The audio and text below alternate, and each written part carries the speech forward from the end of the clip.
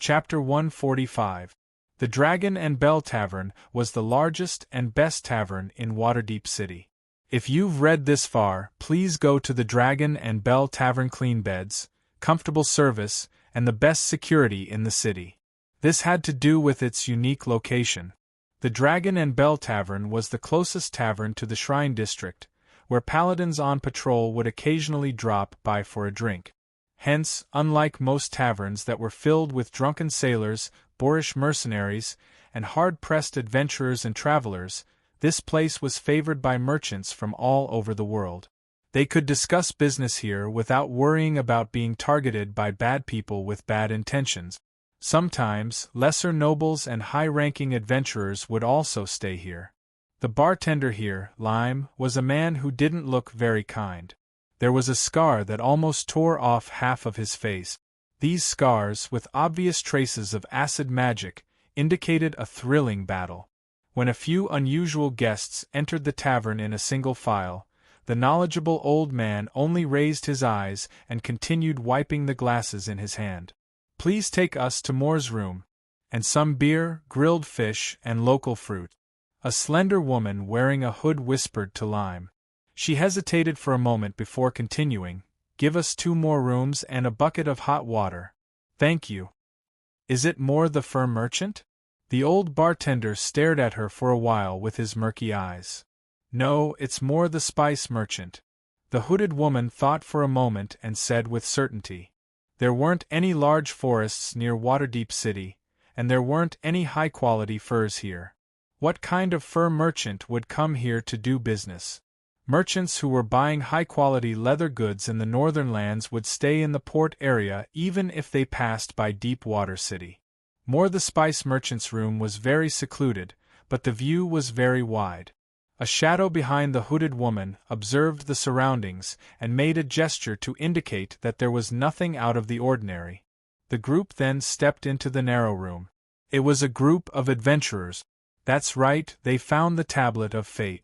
They saved the goddess Wajin, thwarted the evil plans of the son of Baal, and destroyed the god of tyranny, Bane. They had an important impact on the history of Faerun. Hidden behind the mysterious veil of history was a group of adventurers. They were always able to obtain all kinds of help for all kinds of reasons, and then perform feats that were not strange no matter what. This included, but was not limited to, slaying gods and ascending to godhood. Rescuing a god from the hands of a demon monarch of the bottomless abyss. They were the natural enemies of the dragon race, the nemesis of evil, and the destroyer of conspiracies. Of course, they were also weapons that some people could use. In fact, whenever there was an intense conflict of interest in an area, there would be a group of lucky adventurers who would accept some inexplicable commission and get involved in a huge conspiracy. For example, right now, Blood Hand is a very mysterious person. There's not much news about him, and most of it is sensational. Moore was somber and taciturn. He looked more like a rogue than a merchant, and he didn't seem to mind exposing it. But we know that he is an extremely terrifying person with outstanding swordsmanship. We only found a very small wound on the Skinner's body. It went from his armpit to his heart. From under the armpit? That's not easy. Quite difficult. Especially after we found his weapon. The hooded woman became curious. She leaned forward and asked in a low voice, "What is it that makes you so surprised?" It was a long and narrow leaf. It was 2 feet and 5 inches long and 2 inches wide. The leaves of the palm tree still had the morning dew on them. The ether plane told us that it was this thing that pierced the heart of a 200-pound guy. The prophet said that the guy didn't even have time to resist. He felt a new companion in his heart. "It sounds like he picked something from the roadside." The woman's voice was solemn, which was rare. "That's not a good thing." The Skinner wailed for a long time. Every beat of his heart brought him immeasurable pain. In fact, there was a palm tree like this in the Skinner's house. We found him underneath it. Moore took a sip of the black tea in front of him and said nervously, "But that doesn't prove anything. Skinner doesn't sound like the name of a good person." The woman shook her head. Yes, he's a bastard who likes to skin people. But the bloody hand, Moore paused and said with a hoarse voice, is a person who brings fear. Not long ago, there was a professional who inquired for information for us. You've heard of his name. I watched him disappear into thin air under the palm tree, and then I never saw him again. In the shadows, in any place you can think of, the wanderers who tried to go to the slums all disappeared there. The shadows did not protect them. The veil that used to cover their bodies became a dagger at their throat. If I could, I'd rather not see those things again. Moore's eyes were filled with fear. If you want to hire us, you should provide more detailed information. The hooded woman was unmoved and emphasized. Moore spread his hands and buried his face in them. After a while, he raised his head again. The best wanderers can use the power of the shadows. They can jump in the shadows and hide under the brightest lights. Their daggers are as nimble as their fingers. But there, the shadows become an abyss that devours them. They hide in silence and die quietly. That person is like a ghost. He comes behind the most vigilant wanderers and takes their lives from where they are hiding. Some people die silently in the most remote and unexpected corners. I've heard of it. The woman giggled. There was an old woman who found a corpse in her kettle. She had no choice but to smash the kettle to get the horrifying thing out. He's the best thief here. He can sneak into the most heavily guarded fortress through the smallest gap. Moore sounded a little angry. Sorry. I didn't know you were his friend. The woman stopped laughing and apologized. We've heard a lot about this. Some of the corpses are in the tree trunks, some are underground, and most are hidden in some hidden corners. What did the prophet discover? Didn't you hire a priest? The prophecy didn't have any valuable results. They died there, as if it happened naturally, as if the Grim Reaper was on their side. All right, we've accepted the mission. But we can give it up at any time. That's my condition. As for the payment, we'll need to discuss it further. Sulfur, flames, ferocious ogres and goblins, twisted, glowing, heavy and ear-piercing steel, sharp spikes and edges, and blazing steel spikes protruding from every angle and position that one would not expect. This was not hell, but it was better than it. The underground space became more and more extensive under the kobold's expansion. The intricate mechanical pillars made this place impregnable. This was not something that the kobolds, who only had 5 intelligence, could do. They might be able to dig out a stable cave, but they would never be able to dig out a real city underground. Only civilization could create such a miracle. Mages or priests. Of course, goblin engineers. These evil and chaotic little things, mud-like existences, had created a miracle. Every day, tens of thousands of vials of frost poison that glowed with blue light were distributed to the goblins, becoming their currency. None of the goblins could resist this miraculous potion. They craved it and their minds clamored for it. The demon addiction gradually dominated their consciousness.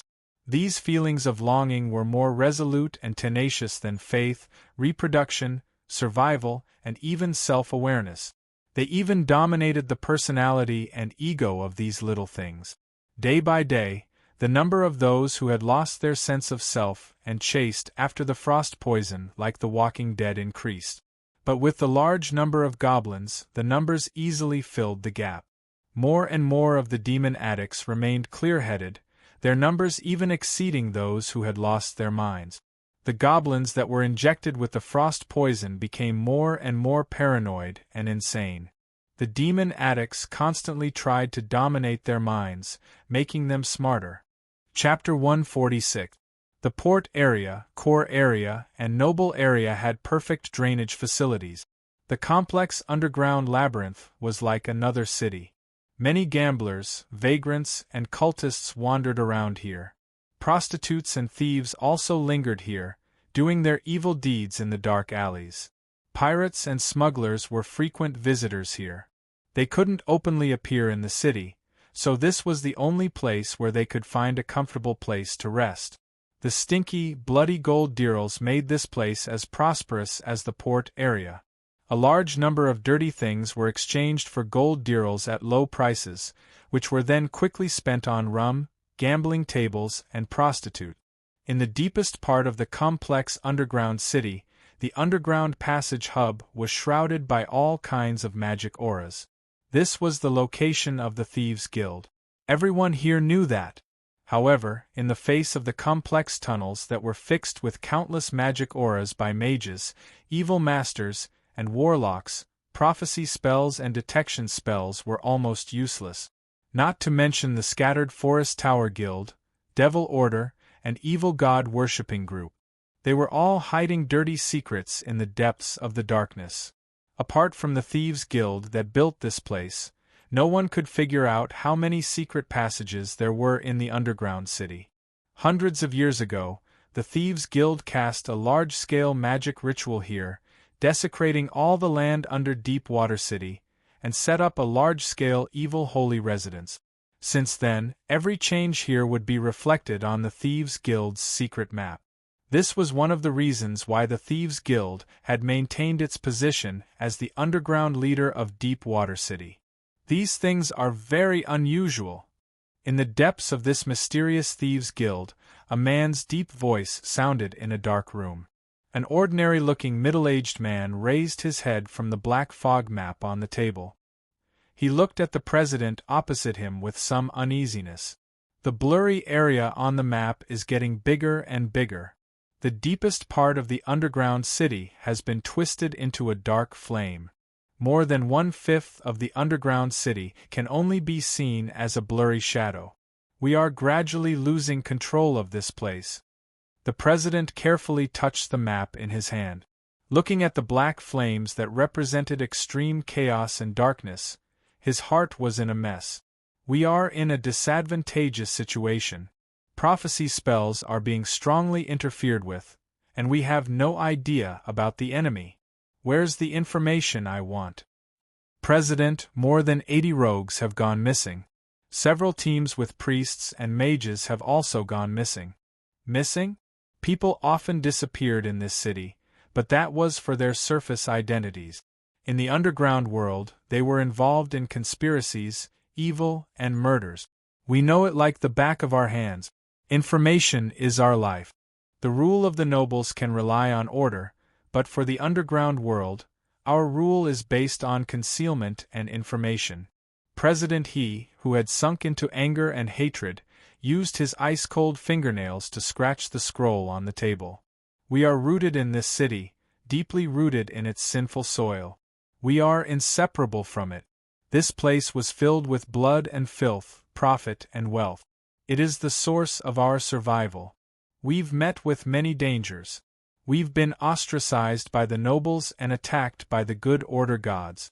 There's also the scattered Forest Tower Guild, the Shadow Thieves, the cult of worship of Dragon, and the cult of fear, but none of these threaten our foundations.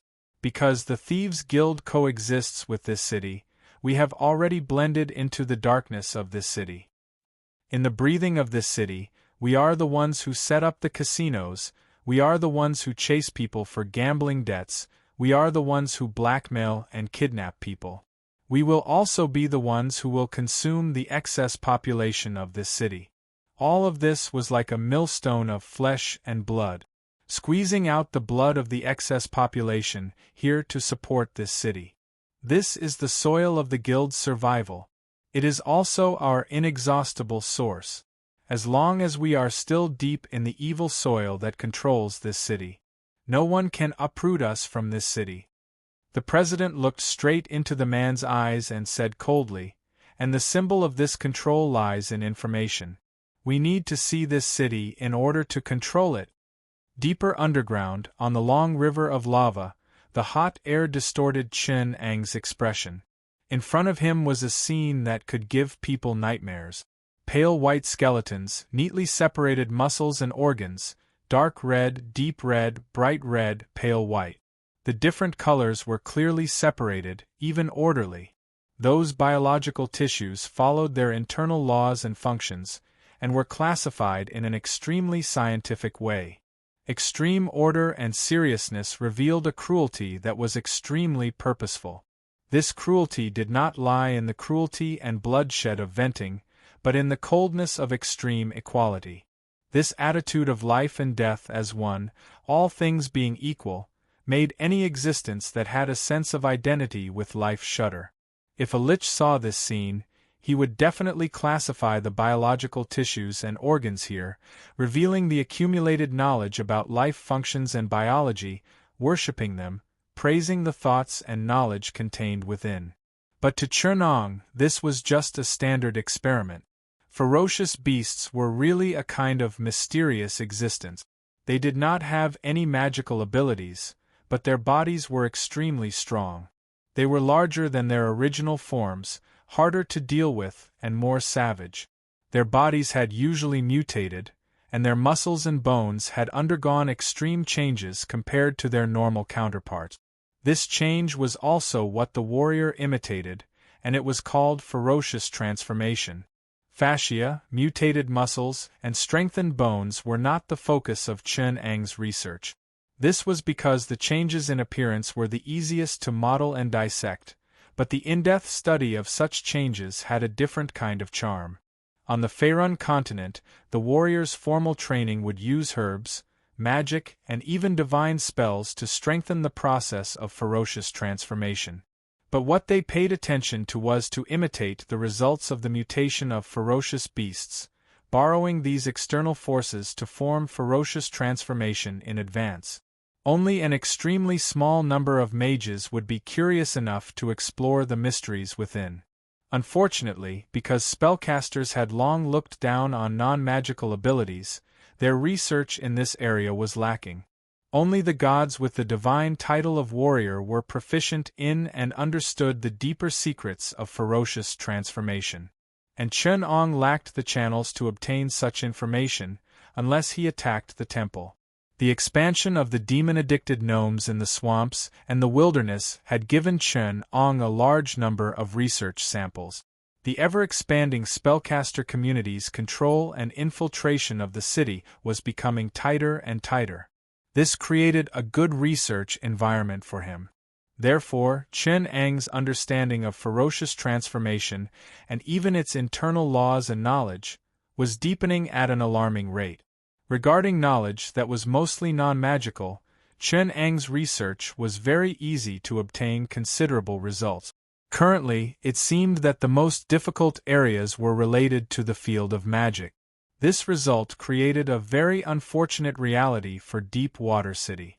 The ferocious gnomes and ferocious kobolds were no longer a small problem. The ferocious gnomes and ferocious kobolds were no longer a small problem, and the ferocious ogres and ferocious demon addicts were a rather terrifying threat. Perhaps compared to the warriors, their battle techniques and weapon control were very crude, but under the control of Chunong's unique ferocious methods and his killing instinct, these evil creatures still possessed a rather terrifying ability to threaten. The ferocious demon addicts produced a large number of low-level magic items in the magma, which would make up for their greatest lack of magic resistance. There were also the unique racial talents of the gnomes, ogres, and kobolds that provided a large number of spellcasters. Ferocious gnome mages, ferocious ogre wizards, and kobolds dragon bloodline warlocks. An evil force that belonged to Chunong was showing its ferocity and hiding its claws beneath Deep Water City. 9527. Pay attention to the test subject's vital signs. Check the injection device and potion. Chunong ordered as he carefully observed the semi-ferocious muscle tissue. 9527 quickly ran from the edge of the cross to the other side with its short legs. It checked whether the gnomes hanging on it were tightly bound while it adjusted the potion and injection position. Most of the gnomes that came here were people who had lost their minds due to ferocious demon addiction. Their resistance to charm spells was rather high. Chapter 147. The research on berserk transformation went smoothly because strength also came from the relationship between muscles and bones. Physiology could be said to be a common area between the laws of the Toriel universe and the Earth-like universe.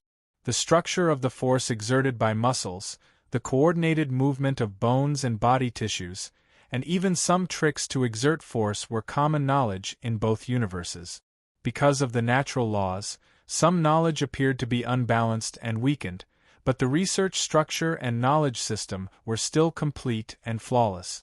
The knowledge that seemed uncoordinated under the new laws of the universe could be easily adjusted and perfected through experiments and research. The military martial arts known as external martial arts in the wuxiao world and the warrior school known as the Nine Swords in Feirun shared the same characteristics of extremely exquisite killing techniques and the method of body mutation. The golden bell cocoon and eagle claw claws had the same effect on bones and muscles as the berserk transformation in Feirun. They were different approaches but achieved the same result. They both modified the structure of the body tissues to exert force. In this regard, Chen Ang's research was very in-depth. Due to the limitations of the samples, his physiological template was still limited to some of the more common ferocious beasts, such as ferocious wolves and ferocious bears. These were also the easiest samples to obtain in his current research comfort zone. Demons, monsters, and underground monsters were not available yet. But even so, Chen Ang's research on the warriors had formed a relatively complete system. In comparison, the exploration of the path of magic was quite disadvantageous. Although most of the physical phenomena in Feirun and Earth were similar, the two universes were fundamentally different systems. Whether the underlying matter was elements or atoms, the applicability of the scientific laws on Earth was fundamentally shaken. The elements could still barely maintain the state of matter on a macroscopic level, but they began to shake at the molecular level. In the end, the microscopic elements manifested as wave radiation and information state. On Earth, atoms had wave-particle duality, but in Toriel, the elements manifested in the four aspects of matter: energy, information, and soul. This was the original magic. It was also the material that created all things. In this world, all existence was permeated with the elements, which was the power of magic, this latent. The undeveloped energy existed in every stone, every stream, every living thing, and even in the air itself. It was the silent and ignorant consciousness of existence itself, the essence of any form of energy in the multiverse.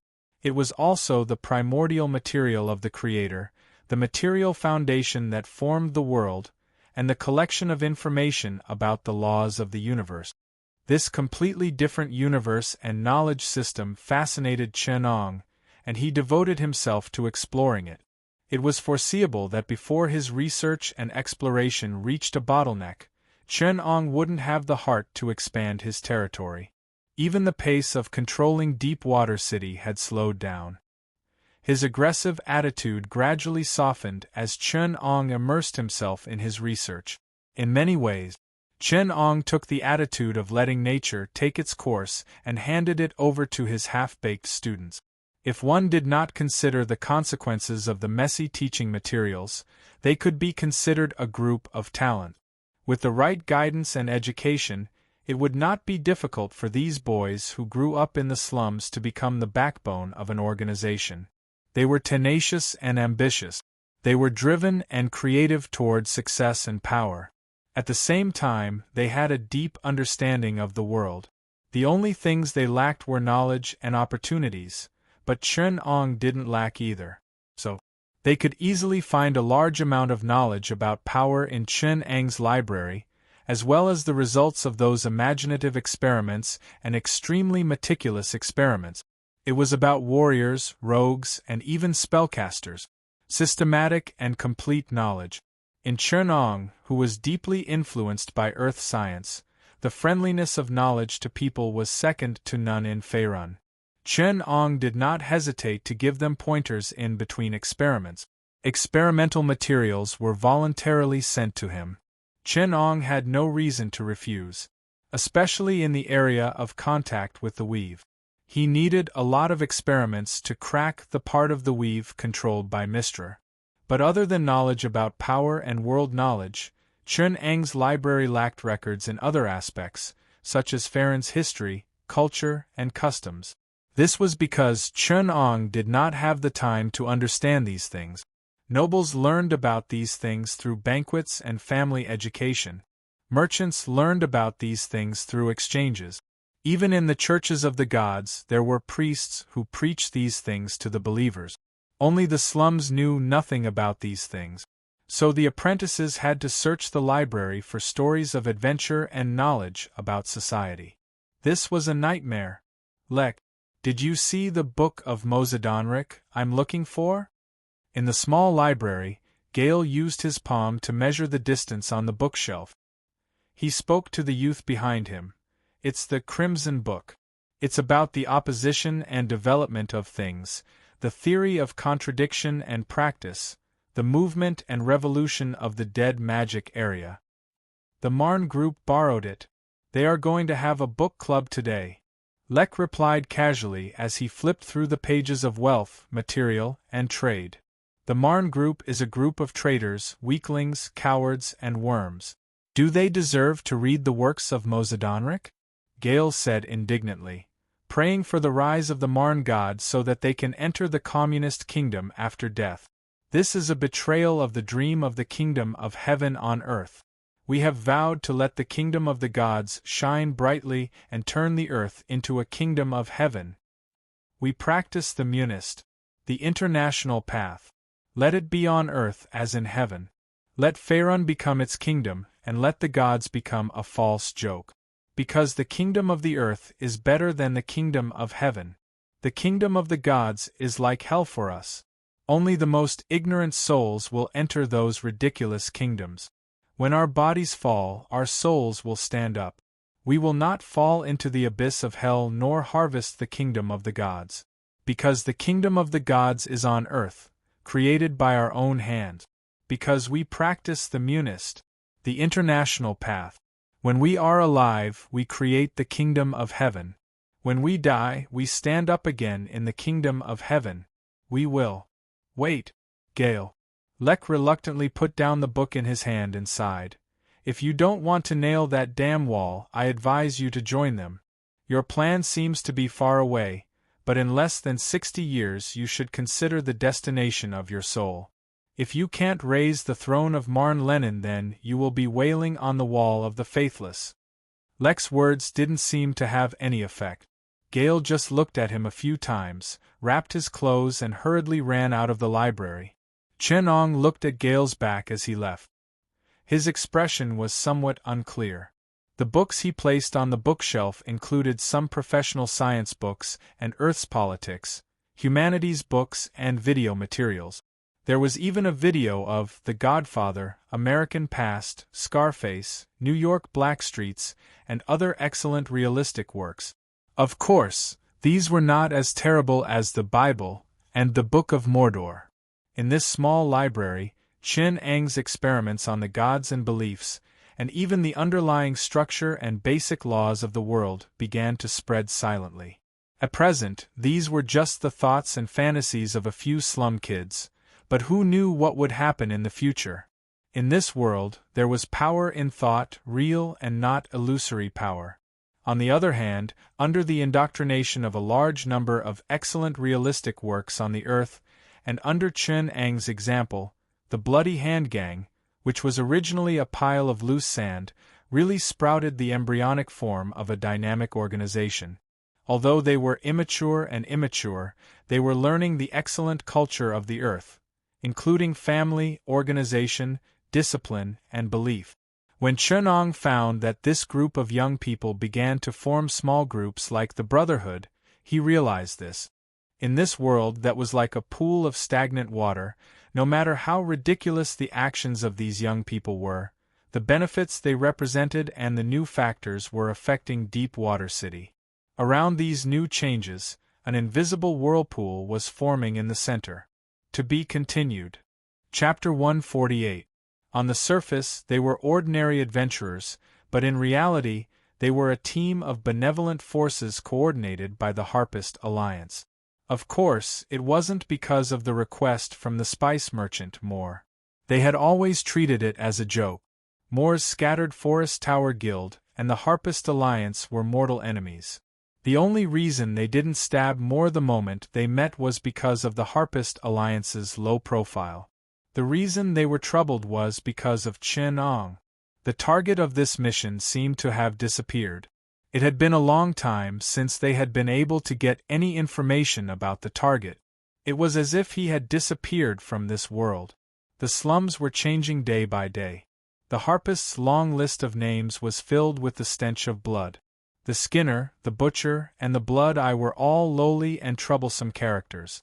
Even the Harpist would find it difficult to deal with them.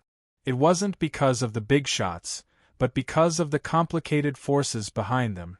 These people who took on the roles of brokers, stewards, low-level priests, and served as the middlemen who controlled the lower levels of society in Deepwater City.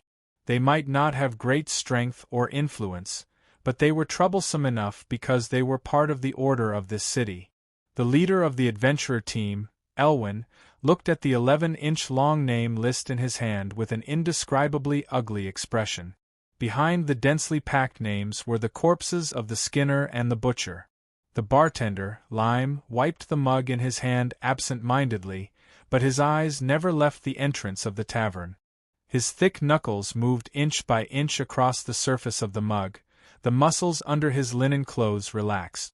There was no doubt that his hands could snap the neck of a 12-foot-tall ogre in the blink of an eye. The Harpist Alliance doesn't need to waste so much effort on him. Lime was well aware of the results of his work. The whole city knows about it. He won't live until midsummer night. No one can walk out of this city alive after offending so many people. Although he spoke casually, Irwin's expression didn't relax for a moment. Instead, he stared at the table thoughtfully. The Harpist Alliance's principle. You can choose not to participate, but you can't not understand. We need to determine his position. Only then can we decide our attitude. The Harpist Alliance has its own principles. Yes, if it's not a crime, don't judge. I can recite it with my eyes closed. If it is not a crime, do not judge. The actions of the Harpist do not originate from benefits, but from our standpoint and principles. Therefore, the attitude and standpoint of the target is very important to us, because it determines our standpoint and actions. Elwyn looked serious. Regarding the Bloody Hand, you have provided too little information. He had no background, no identity, no profession, and no faction. He was like a ghost that had appeared out of nowhere. Everyone has a past. But he can counter prophecy spells. Lime complained. We've tried divine spells and spells. The spellcasters had not yet been able to get rid of those damned illusions, and the mages of the School of Prophecy had refused to cast any more tests. The only thing they can be sure of is that the other party feels like he has returned home to the ether plane. He's like a fish in water. Illusion. Irwin was confused. Yes, anyone who tries to pry into his fate. They would be troubled by the ether plane, and their vision would be fixed at a certain shallow state of the ether plane. He was deprived of his ability to sense the material plane. Over time, their intelligence would be severely damaged. One mage even fell in love with an otherworldly creature he summoned, a sludge monster called Shay. The Ancient Eye. A sludge monster? Irwin showed a look of disbelief. Lime nodded guiltily. It said that his ether vision was very close to the sludge monster's senses. In the end, he learned to communicate with the sludge monster and gained his own love. You should know that among the sludge monsters, it's a beauty. His mentor. Irwin had not finished her sentence. Lime interrupted her. This is not a bad thing for his mentor. A curse with research value is much more important than an apprentice. Besides, he did not lose the apprentice. There are many weirdos among the mages, so what if there are a few more? You can ask a priest to remove the curse. Irwin did not want to talk about the sludge monster anymore. It only made her spine tingle. Lime shook his head regretfully. It's useless. Strictly speaking, it's not a curse. Their vision is not an illusion created by negative energy. It's another level of reality in the world. This reality is hard to shake. It's more like the soul has been contaminated by the essence of the ether plane. In essence, it's similar to the price of a prophecy spell. It can't be removed by divine spells. And I heard that the sludge monsters are great at that. Lime revealed a frank smile. He seems to like it. Asterisk thud. Asterisk a soft sound.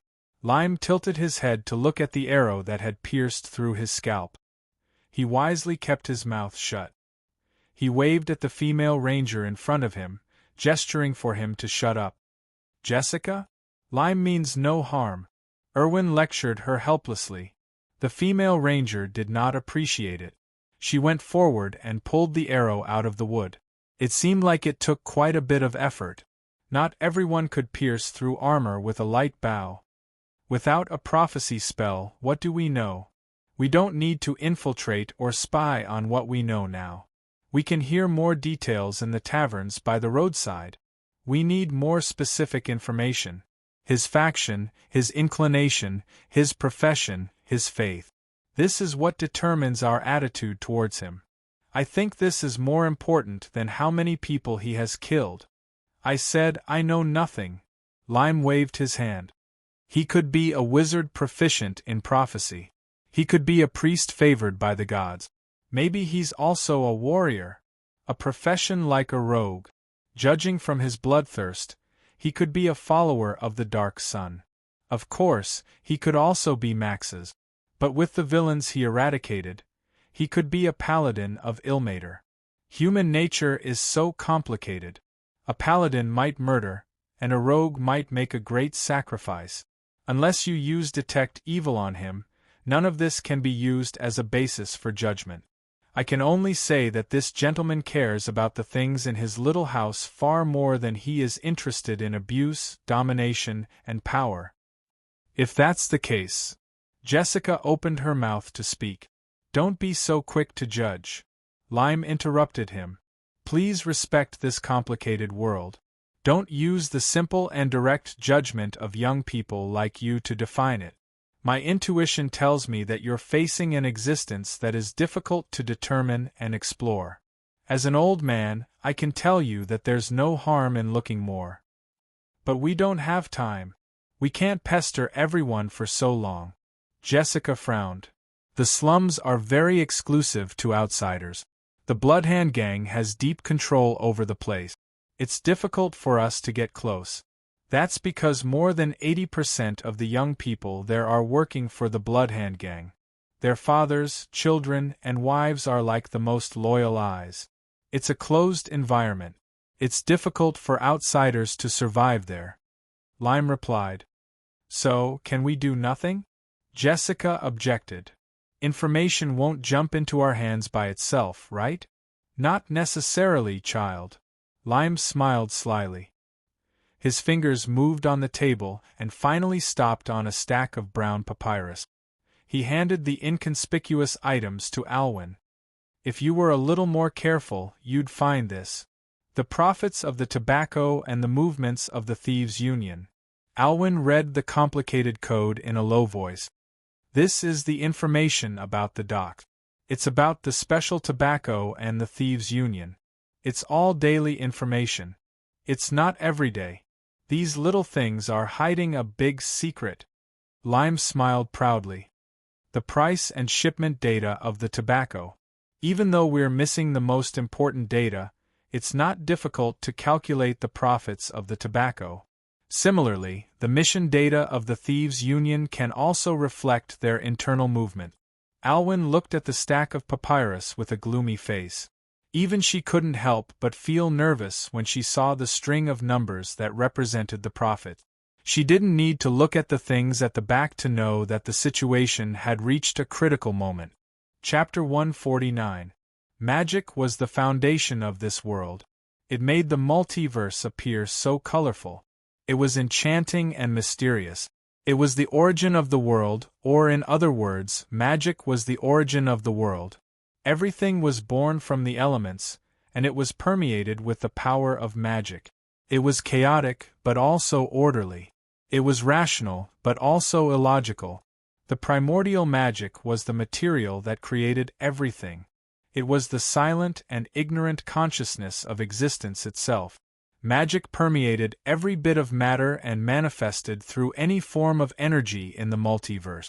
This was magic, a system that was completely different from science. Chen Eng's explorations were not only fighting against the endless unknown, but he was also fighting against himself all the time. The logical concept and mode of thinking called science were deeply rooted in his mind. They were incomparably firm and tenacious. This gave him unlimited spirit to explore and research, but also imprisoned his way of thinking. It was true that Chen Ong could deconstruct magic from a scientific point of view. In fact, he was adapting to this world. This world had given him something completely new, and it was rapidly assimilating and merging with his old ways of thinking. Science was a path to the truth, but it did not mean that Chen Ong would fix a relatively rigid thinking mode. This way, the new thinking, new changes, and new ideas of this world were very worth learning and researching. While trying his best to abandon the influence of the old thinking mode, Chen Ong was trying his best to maintain the relative independence of his thinking. Knowledge was priceless, and wisdom was even higher. But the only thing more important than both was imagination. When imagination was imprisoned in the old and rigid thinking mode, it was not inappropriate to call it the twilight of the gods. The twilight of thinking. The weave is a very appropriate name. Primordial magic, or rather, the orderly network woven by primordial magic. It is sensitive and flexible, and it connects the spellcaster and the primordial magic power. I can imagine how many civilizations and individual wisdom this huge network is the crystallization of this huge network. A faint white light flashed on the tip of Chen Eng's finger, and it was quickly dyed with a silver-white luster. He used the tip of his finger to draw across the void in front of him, leaving a row of colorful runes. It was full of twisted and messy complexity and eccentricity. This kind of impactful mental power was like a 20G file being stuffed into the brain of the person watching. It was a magic trick from a level 0 cantrip. Many people think that magic is orderly and intelligent. It is elegant art, it is difficult knowledge, but only people like us who are close to the truth can realize that the origin of all things does not have any attributes. Chaos and order, evil and good meant nothing to it. Because this is something that intelligent beings have imposed upon this world. And magic already existed before this. Chen Ong sat on the right side of the table in a relaxed manner, as if he was greeting an old friend. There was no one on his left. An unfamiliar voice came from the left side of the table. It was a very low laugh, as if it was muffled in the throat. Before that, magic did not exist. It was us who defined it. Weave chaotic and violent primordial magic power into docile magic power? He was right. This is you. Chen Ong didn't comment. His right index finger gently flicked in an irregular pattern, twisting the air into a strange black shadow that existed in an extremely distorted form above the space. A black tentacle carefully stretched out from it, twisting and swinging in the air, raising its body high. It was like a frightened worm. Primordial magic power. The low voice seemed to be amused, and he let out a shrill laugh. The small shadow in the air that communicated with the shadow plane shook violently, and the shadow creature's tentacles suddenly straightened. It let out a sharp cry and twisted violently in the air, as if it was struggling before death. A false concept. In other words, it should be the superficial appearance of the multiverse. The part that belongs to the energy affinity. The essence of magic is the universe itself, creating everything, defining everything, and subliming the existence of matter, energy, information, and soul. Among them, the part that can be affected by the soul. It is defined as primordial magic power. It is violent and untamed, enduring huge interference and chaos at any time. It is changeable and mysterious, like a lover with a strange temper, but also as crazy and great as the sea. If I had to describe it with one existence, it would be a woman. Ha! Cough, cough, cough. The strange existence laughed maniacally, even causing a violent cough. He endured the great discomfort and said with difficulty, I am Mistra. That Bien Z will go crazy. What did we do? We put a chewing head on a woman's head. Well said, the definition is precise. The weave is like that. Even though Mistra has always claimed that she created the weave because of a war between Sala and Serene, we all know that she is the projection of the weave itself. We created her, and all the contracts and agreements related to the weave, its structure and weave, its information, and its way of existence. It is the wizards who created the weave, not the other way around. The weave is not a god, nor is it an idol. We weaved it, and it is the agreement and existence of the spellcasters that defines magic power. Only those who understand this are legends. At least the spellcasters are.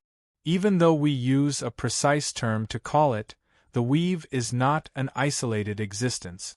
It's more of a conceptual thing. Mistra is a part of it, and perhaps there are other parts that symbolize it as well. In Chen Ang's memory, there was an existence that was closer to this concept. The Internet was a concept that only existed in the physical world. It was made up of countless protocols and information, and it was an existence that existed only in the physical world. To be complete, it included the physical network, communication protocols that represented the laws of the Internet, information, and a part of the human spirit. The weave was built on the shallow energy interference layer of the multiverse. It was the sum total of all the rules and regulations related to primordial magic. In a narrow sense, it was the energy and information network controlled by the administrator Mistra. The main administrator, Mistra, had several related administrators, such as the god of wizards, a large number of spellcasters, a relatively large number of spellcasters, a relatively large number of spellcasters, a relatively large number of spellcasters, mages and hackers who broke the balance. Similarly, there was the Shadow Weave, a competitor of the weave system. What an interesting understanding, Lord Hallest! Chen Ong could not help but exclaim in admiration. Who would have thought that a mad wizard living in seclusion in the underground city would have such a crazy conversation with the controller of a small gang? This completely mad wizard did not seem to be as crazy as the legends said, unable to communicate with him. Of course, this was only Chen Ang's personal opinion. Most people would probably think that this was a conversation between two lunatics. If the world was magic, where were the gods? Keen intuition, unique perspective, my neighbor. Your gnomes have almost dug to the underground maze castle. I welcome a wise neighbor, but I must remind you that wizards are always eccentric and sensitive. There can only be one wizard tower in one place. Similarly, there can only be one leader. Hallest looked very calm, even elegant and wise. Considering that this was not the surface, his madness made people curious. Waterdeep City is a place full of charm. It is filled with the sparks of fate and spirituality. Living here, there will often be surprises to disturb you. Bards, shadow thieves, harpies, and scattered forest towers. You have quite a bit of trouble. How is this trouble? Chen Ong asked with a smile. Hallest was silent for a long time, then nodded in agreement. How is this trouble? Of course it is not trouble because change is an opportunity. An opportunity that can be grasped is not trouble. But even so, there is still a long way to go before you can convince me. Chapter 150. Research and discovery had always been a process from shallow to deep. This determined that the understanding of all intelligent creatures would always develop from the shallow to the deep, from the special to the universal. Chen Ong was no exception. Just like the foundation of physics, the perfect and universal Newton's three laws of mechanics based on the limits of what humans could observe was once considered a universal truth. However, in reality, the scope of its application was the surface environment of low-gravity planets, or the environment of planets with a mass difference of less than 1,000 times that of Earth. In the universe, there were about 1 in 100 billion environments where this law was applicable. If one looked at the wider space, in the 1 billionth of space that humans could understand, there was probably an astronomical denominator that allowed its molecules to be slightly closer to the Newtonian system. This was a scientific system tailor-made for human civilization, and this was only the difference in one universe. The Toriel universe, or the entire multiverse, was a completely different world. The difference in its laws was so great that it was enough to subvert the entire knowledge system that Chen-Ong knew. Of course, because the difference in the laws of the two worlds was not serious, this shocking difference did not appear, but it existed in reality and could not be erased.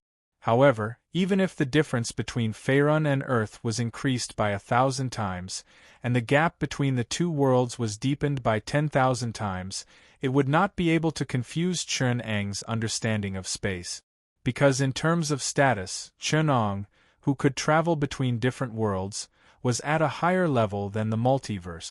Chen-Ong, who could travel between worlds, had a higher understanding of space than the entire multiverse. Perhaps it was slightly lacking in breadth, but no one could compare in depth. This was the convenience of high-latitude travel. Hallis saw Chen-Ong disappear in front of him just like that. The teleportation foresight did not even have the slightest effect. It was as if the person in front of him did not use a teleportation spell, but had become invisible. But based on a mage's intuition, he believed that Chen-Ong had already disappeared from this plane. Even though the magic net and teleportation foresight did not give him a warning. Hallis watched as Chen-Ang's shadow faded bit by bit, like a colorful dot spreading in water. The silhouette and shape blurred. Finally, like a hazy shadow, it disappeared in the flickering firelight. Hallis' vigilance was raised to the highest. It was not an ethereal form, not a vaporized form, not a teleportation spell, not a sanctuary. He silently thought about the possible effects of the spell. He quickly cast a reading spell in the direction of Chen-Ong, but it was to no avail. This is a supernatural power related to teleportation, Hallis said to himself. He had to admit that he had underestimated this mysterious man. The sense of urgency that he hadn't felt for a long time made his skin feel cold and tremble, as if a sharp knife had slid across it. Not only did it not make his mind confused, but it also made his mind sharper and clearer. In his body, the passion of a mage was boiling. A long ballad came out of Halaster's mouth. It was a low murmur. The indistinct pronunciation and strange emphasis made it look eerie and strange in the dark. The famous mad wizard's face twitched. He looked nervously at the place where Chen-Ong had disappeared, a fanatical and strange smile on his face. He murmured syllables that no one could understand and dragged his robe closer. "Ha, found you." Hallis activated several protective items on his body. With a mysterious smile, he approached the place where Chen-Ong had disappeared. "I'm going to catch you." A blue mist streaked across Hallis' fingertip. The secret of the arcane spell. It lay in the wisdom that went deep into the bottom of the world, those who only knew how to use the wisdom of their predecessors. Someone who manipulates spells as if they were tools. Only worthy of being a spellcaster like a warlock or a golem. Not a spellweaver who weaved magic, or an arcanist who explored the truth. Hallis was undoubtedly one of the top arcanists in the world. Although he was a mage, he undoubtedly had the ability to touch the essence of the world. It was enough to peel away the complicated and ridiculous outer shell and delve into the primitive inner essence. It was also a prophecy spell. In Hallis' eyes, the essence of the ether plane was peeled away bit by bit. The illusions that represented certain characteristics of all things shed their distorted outer shell under Hallis' hands, revealing the relative characteristics of the surrounding matter and magic power.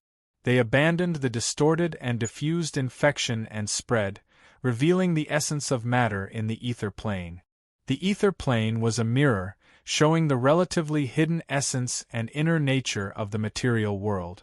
In time and space, those invisible, existing, and unappearing essences that were difficult to discover in the material world were reflected by it. They intertwined with the essence of the ether, presenting strange and hidden illusions. Hallis thought that his understanding of this world was not inferior to anyone, even the gods.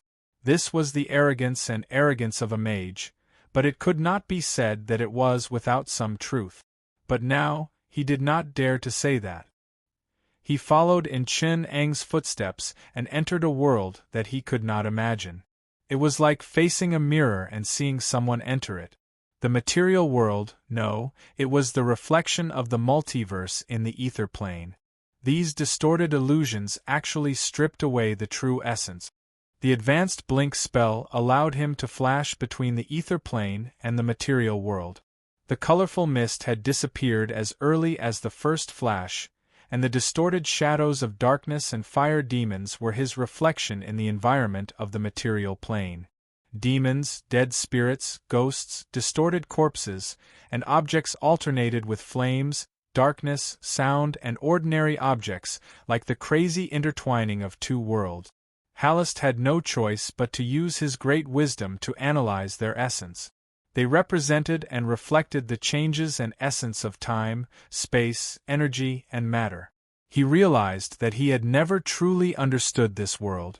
What he saw, the colors, the sense of space, and the shape were only superficial. Quality, material, and temperature were only superficial attribute. The true essence of things was always deeper and darker under the surface of the sea. What they could explore was only the part of the dark sea that was exposed, like an iceberg. Chen Ong was at the end of a deeper level in the plane of ether, like the shadow in the deepest part of the mirror. He was wearing the simple white robe that he had used in experiments and staring at the river that flowed before him.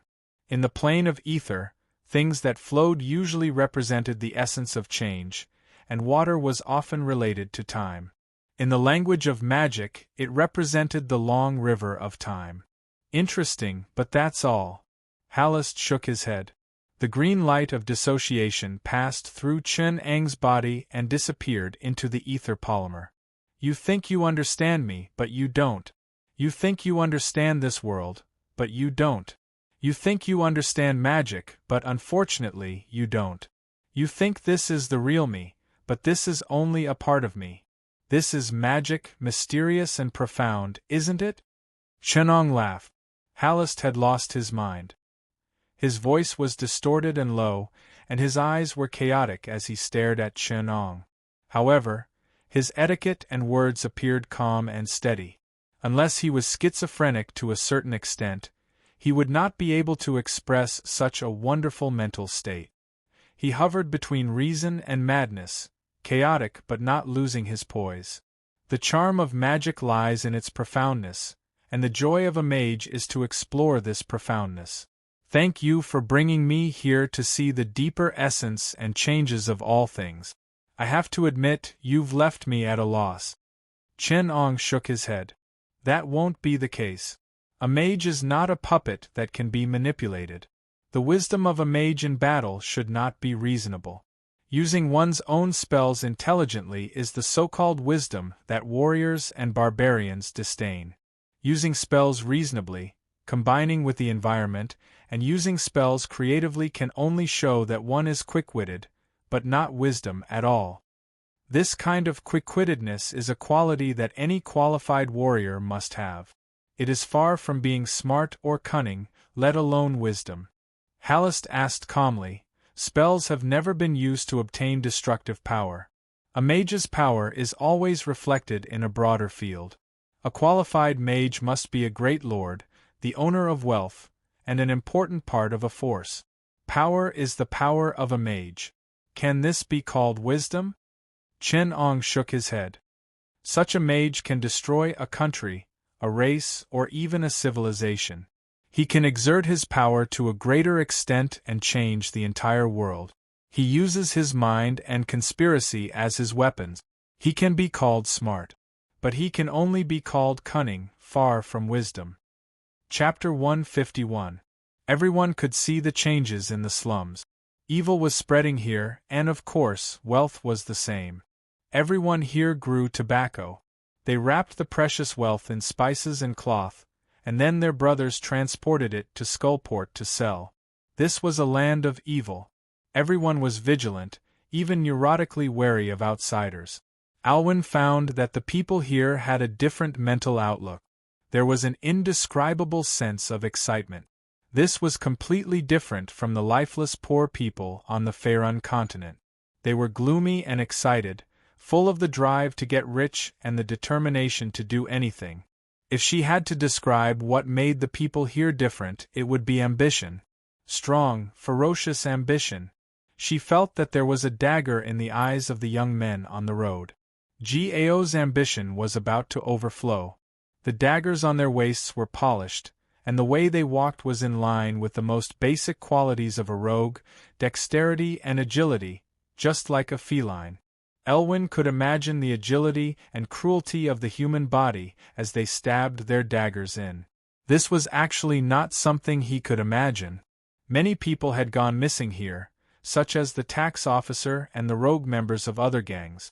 It was dangerous to walk here, even for Alwyn's team. She had begun to believe that the people here had unimaginable enthusiasm and initiative for their evil deeds. They were decisive and cruel. Unlike those young people who had just entered the profession, Erwin was old enough to abandon those naive and fantasies. Although she had her own insistence on justice and order, she had already understood how cruel and fanatical people who had experienced the torment of poverty and hardship could be. It was not without reason that the Bloody Hand Gang could frighten those who coveted them and protect this huge profit. If it wasn't for the fact that this profit is too great, they would have the possibility of growing stronger. They have the potential to grow stronger. Erwin thought to himself. Where is Bloody Hand now? She whispered to the halfling rogue in the team. That guy stays in the watchtower on the west side all day. I haven't seen him leave even half a step. My God! Keeping an eye on him is the most boring job I've ever done. The halfling wall complained softly. But the security there is very tight.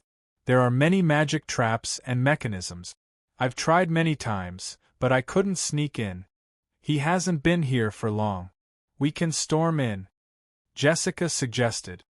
I don't recommend this. The halfling interrupted.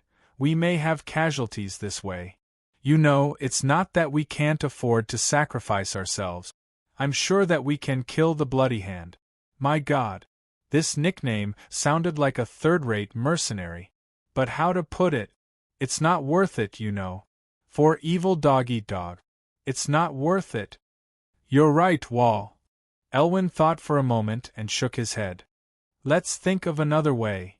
The security of the Bloody Hand Gang was much tighter than he had imagined. They were not like the other gangs, which were made up of a bunch of old scoundrels and veteran bastards. Those people were selfish and greedy, and always used all kinds of tricks and tricks. These young people were full of vigor. She has a passionate, earnest and responsible attitude towards work. Everything was so beautiful and sunny. Had they not hung the tax officer and the general affairs officer at the gate of the watchtower with such enthusiasm, Erwin would have thought that this was the territory of some righteous faction. No, we don't have a chance.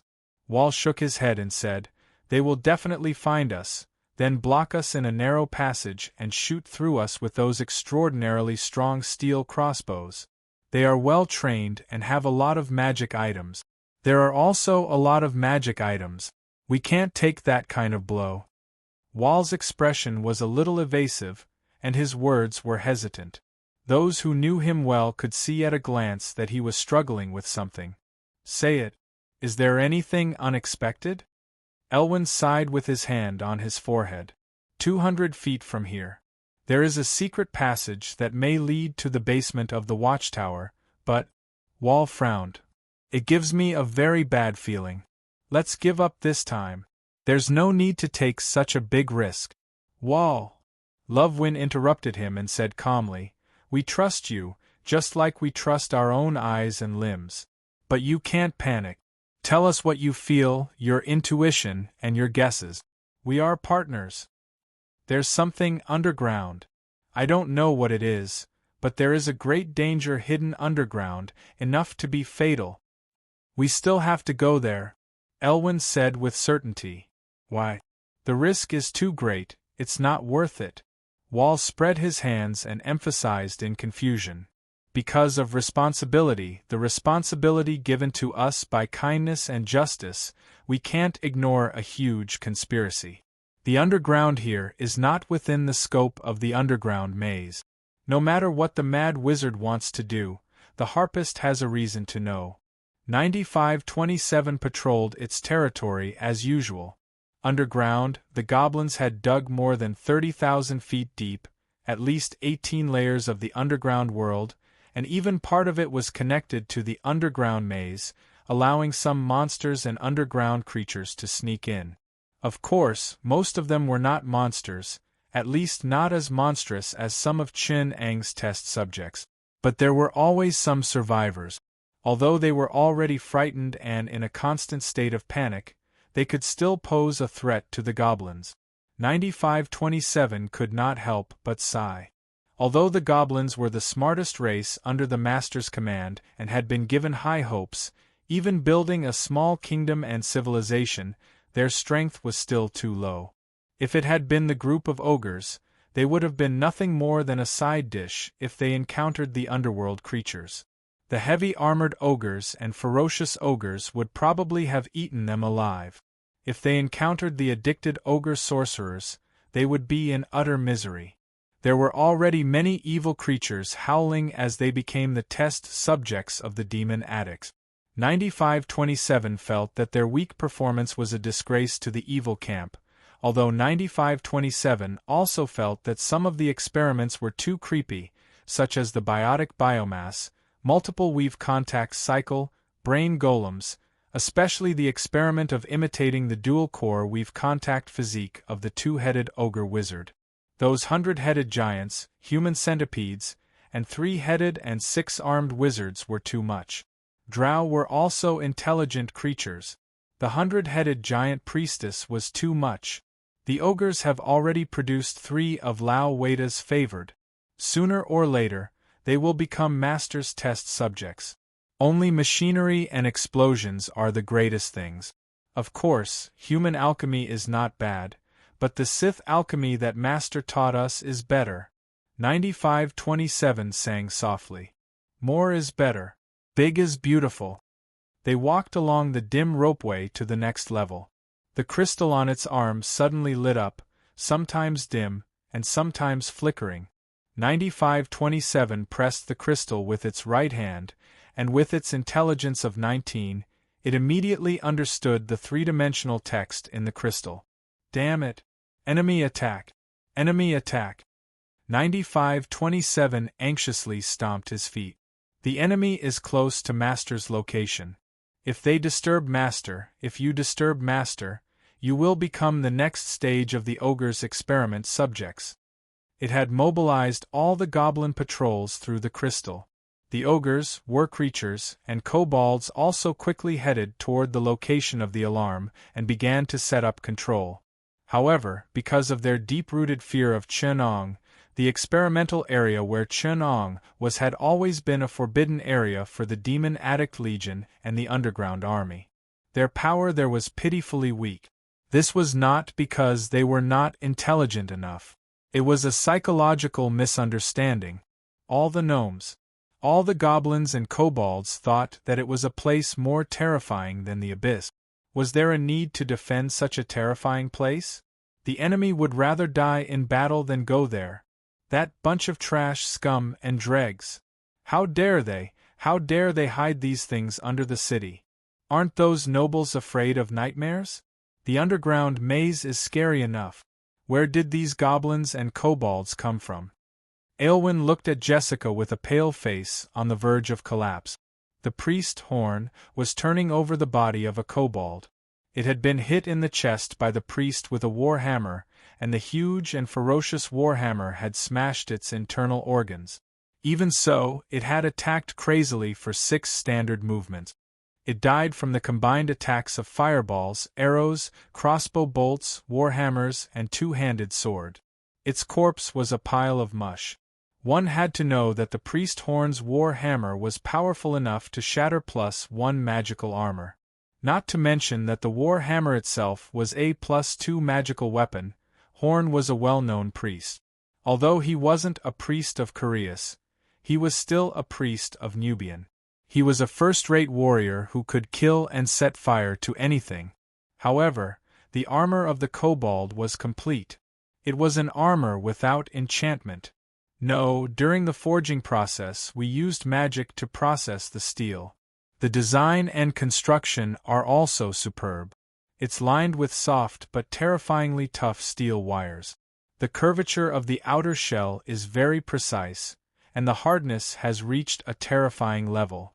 The strength, material, construction, and tempering are all superb skills. Most importantly, this armor is custom-made for the kobolds. It's very standard too. The team fell silent. They obviously knew what this meant. In the Faerun continent, evil was not scary, nor was cruelty. Dark creatures were even more common, but money was the scariest. This meant that all the mages on the continent were willing to trade with them. It meant that they could hire mages and magic items. Those who were so poor that they were crazy would sell themselves. Evil creatures with money had never lost, because justice was always poorer. Justice defeating evil was just a story of bards. Wealth defeating poverty was the reality of Faerun. Here, the goddess Mani had never lost. Is there an empire of kobolds here? Jessica covered her face. Her pale face could not hide her weakness and powerlessness. These kobolds are just warriors stationed here. That goblin's status is higher than theirs. Alwyn helped Jessica up and walked in a more secluded direction. Removing the curse requires some time to recover. That direction seems to be their blind spot. Jessica, sit on the phantom colt. We have to hurry. A team of 20 is enough to tire us out. We definitely can't deal with our pursuers. No matter what lies ahead, we have to try. Horn used a prophecy spell, but it failed halfway. I saw a huge, ominous event in the future. There's a huge wave in the ether plane, and prophecy spells are completely ineffective. We won't have any guidance for a long distance underground. Something must be happening in the ether plane. That world is filled with distorted illusions. Illusions? We seem to have heard of this before. A few mages from the School of Prophecy are said to be entangled by illusions. This is probably not an accident. We've fallen into a huge conspiracy. What's in the illusion? The Black Robe of Halaster. Chapter 152. The name Halast sent the entire adventurer team into a state of panic. The black-robed mad wizard, just like his countless peers, had a deterring effect. The name had a charm like a plague. It could make Elwyn feel deep fear and despair. It was like an invisible thing pressing down on them from the darkness. It had a suffocating fear that followed them like a nail in their backs, torturing them deeply. The only thing they could rely on was the sense of responsibility in their hearts. Justice and responsibility, along with fear, tormented them, giving them the only warmth in this wave of darkness. Everyone in the adventurer team became silent. They stumbled along the dark cableway. The cableway was made of thick iron chains and wooden planks. The dome was supported by huge stone pillars. There were also planks and tunnels dug between the rock. The cold iron chains brought with them the unique dampness of the underground. It was bone-chilling. But they didn't dare to turn their heads, and they didn't even dare to turn on their lights. They didn't want to expose even the slightest bit of light, because they could already hear the subtle sounds coming from behind them. The sound of metal scraping against metal, the sound of uniform footsteps, and some muffled sounds. It sounded like something heavy had landed heavily on the ground, and the muffled sounds spread far and wide. This was a place like hell. In the past, an adult male could easily take down the kobolds with a little training. But here they were exceptionally terrifying. The elite armor and weapons, the berserk kobolds, they were bloodthirsty and agile. Their simple and efficient killing instincts made these evil creatures almost into war machines. There were also alchemy products that made loud noises. There was a goblin wizard who was proficient in using explosives and spells. The goblin wizard that almost wiped them out seemed to be an engineer based on his equipment. This made the adventurer team completely lose the courage to face their pursuers. Elwyn saw Horn, who was running in front, suddenly stumble. She rushed forward to support him. When she touched Horn's hand, Elwyn could not help but let out a scream. She felt that the palm was as cold as a block of ice. Horn, what happened? Elwyn took out the remaining scroll from her pocket. Thank God, there was still a remove curse. Horn stopped her. There's no need. It's useless. My lord is calling me. He is telling me that my destiny has come. Do not look directly at him. Do not look directly at Hallest Blackrobe. Do not pry into him from the river of fate. Don't look at him directly.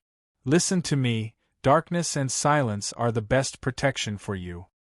Those illusions, did they bother you? What is it? Erwin hugged him, using his meager body heat to try and awaken the last of his life force. That's not an illusion, it's a part of reality. Our souls are so shallow that we cannot look directly at the light of our Lord. We are bewildered by the fleeting shadows on the surface of the physical world, as if the world is real. When it truly unfolded in front of us, we realized that our shallow souls and pale lives were unable to bear it. Like an ugly person looking into a mirror for the first time. I was scared to death by myself. I was scared to death by my own ignorance and shallowness. I was scared to death by my own ugliness. My lord Nubian, do not abandon your pitiful lamb. Elwyn was at a loss. She did not know what was wrong with Horn. He looked like he was cursed, like those prophets who tried to pry into the existence they could not touch. Her mind was in a mess. The pursuers behind her were getting closer and closer, but the road ahead was a blur. She did not know where to go with Horn in her arms. In the darkness, she bent down in despair and pressed her body against Horn's chest, feeling the coldness and paleness that were slowly peeling away. She prayed to the gods in despair, gods of the sky, earth, and sea. Lord of the astral world, in the darkness, who is my light? When I'm lost, who will guide me? The soul and personality are closely connected to the outside world. What you see, what you hear, and what you feel form your entire existence, the corridor of your soul. This understanding forms the outline of the soul. Who are you? Erwin was shocked by the sudden voice. Who am I? Haven't you been looking for me? Chernong's voice was still as calm as ever. The corridor of the soul is the essential existence of intelligent creatures, because the soul itself is pure. The things that separate your personality are the impurities of the soul, including emotions, memories, beliefs, and other insignificant things. Information is powerful. What you see, what you understand, what you believe, these are the things that form the essence of your personality. Information shapes you. But why is it that when you come into contact with the truth, you are faced with the embarrassment of the corridor of your soul collapsing? Why is it that your personality is destroyed by the truth? Just like that priest, who would rather give up his life than believe in the truth. Why? Erwin could not control herself and asked back. Because you are living in lies and deceptions. The personality that you have created is partly fake, deceived, and falsified. The truth and the truth will bring you pain, extreme pain, and the pain of destroying yourself. You have to crush yourself to get rid of this pain. From the perspective of personality, from the perspective of understanding, you have to dissect yourself, crush your past self, get rid of those hypocrisy, those illusions, and reconstruct yourself. Compared to this horror, death is a kind of gentleness, so you are scared to death. Scared to death by the truth. No, you are tempting us, devil. I know your shady business. Just like now, we are in trouble, and then you come out to tempt us, to use us. When the tip of a pen draws on the parchment, our souls will become your toys, Erwin said angrily. You are wrong. Very wrong, you cannot defeat us. Falsehood and lies have shaped you, and faith is undoubtedly the sweetest and most poisonous fruit. Chen sighed. The adventurer team climbed up the only cable and climbed to a stone platform. Erwin carried Horn with difficulty, tiredly but pleasantly looking at the warm firelight not far away. The adventurer team had had enough of the darkness. No matter what was in front of them, it would not make them retreat even half a step. When they saw the old man standing in the middle of the hall, they could only regret their stupidity. Nothing could stop them in front of them, except for Hallest. They heard the most terrifying mad wizard in Sword Bay ask in a serious and logical tone, "Then, what is the true wisdom of a wizard?" Elwyn was surprised to see a familiar figure slowly appear in the air. It wasn't like the mages who use teleportation or door of space, who suddenly appeared there. Instead, it slowly floated up from the depths of the space, as if it had always been there, under the surface of the water. The true wisdom of a wizard is the exploration of the universe and the truth. Just like our predecessors persevered, the pursuit of the unknown, learning, and research. The voice was also very familiar. Erwin was sure. Suddenly, her eyes widened. She did not even notice that Horn, who was on her back, had slipped to the ground. She finally remembered where she had seen this face and voice. The bloody hand and that demon. Clearly, she was not the only one who recalled their target. Without exception, all of them were cursing inwardly, "It's just a gang in the slums. How cheap must this legend be to get involved with a third-rate gang? A legendary wizard who can stand on equal footing with Hallest. How unlucky must they be to encounter such a troublesome conspiracy on a routine mission? Is this the blessing of the goddess of misfortune?" In the depths of the ether plane, Chen Eng's true existence stood there. Even though he was only 5 steps away from Hallest, Black Robe could not detect, sense, or observe him. The depth and level of the plane were so wonderful. Chapter 153. The difference was like the difference between heaven and earth. For the first time, Hallest felt powerless, as if he had punched the air with all his might. Toying with the opponent, deceiving him, luring him, controlling him, influencing him, controlling everything everywhere, letting the opponent fall into the trap without knowing it. Easily standing in a place where they could not reach, controlling the development of the situation, and at the most critical moment, gently pushing. This was the most common way for mages to bully barbarians, and it was the pride of every mage. He watched as the barbarians, who only had muscles, slid into the abyss step by step under the control of the mages. He watched as their intellect was crushed and they charged head-on into the mages' traps, using the elegance and power of magic to crush them. This had always been one of the few pleasures for mages, and Hallest was one of those who could enjoy it the most. To a certain extent, the Terai maze was born to fulfill this wish of his. The underground ruins full of monsters and adventures, dangerous places with great wealth, and greedy adventurers who wanted to get rich overnight. This was like a huge stage, providing Hallest with the perfect drama to toy with the adventurers. Now, Hallest felt the powerlessness that belonged to the barbarians. He did not know what to do, and he had no way to deal with it. This was normal for a warrior because they were used to being bullied, crushed, suppressed, and slaughtered. But for Hallest, for a legendary mage, it was undoubtedly a huge insult. Chen Ong was right in front of him, but he could do nothing. He could not even interfere with the level of space where Chen Ong was. He was like a man in a cage looking at Chen Ong, who was looking at him coldly from outside the cage. He felt insulted and offended, but there was nothing he could do.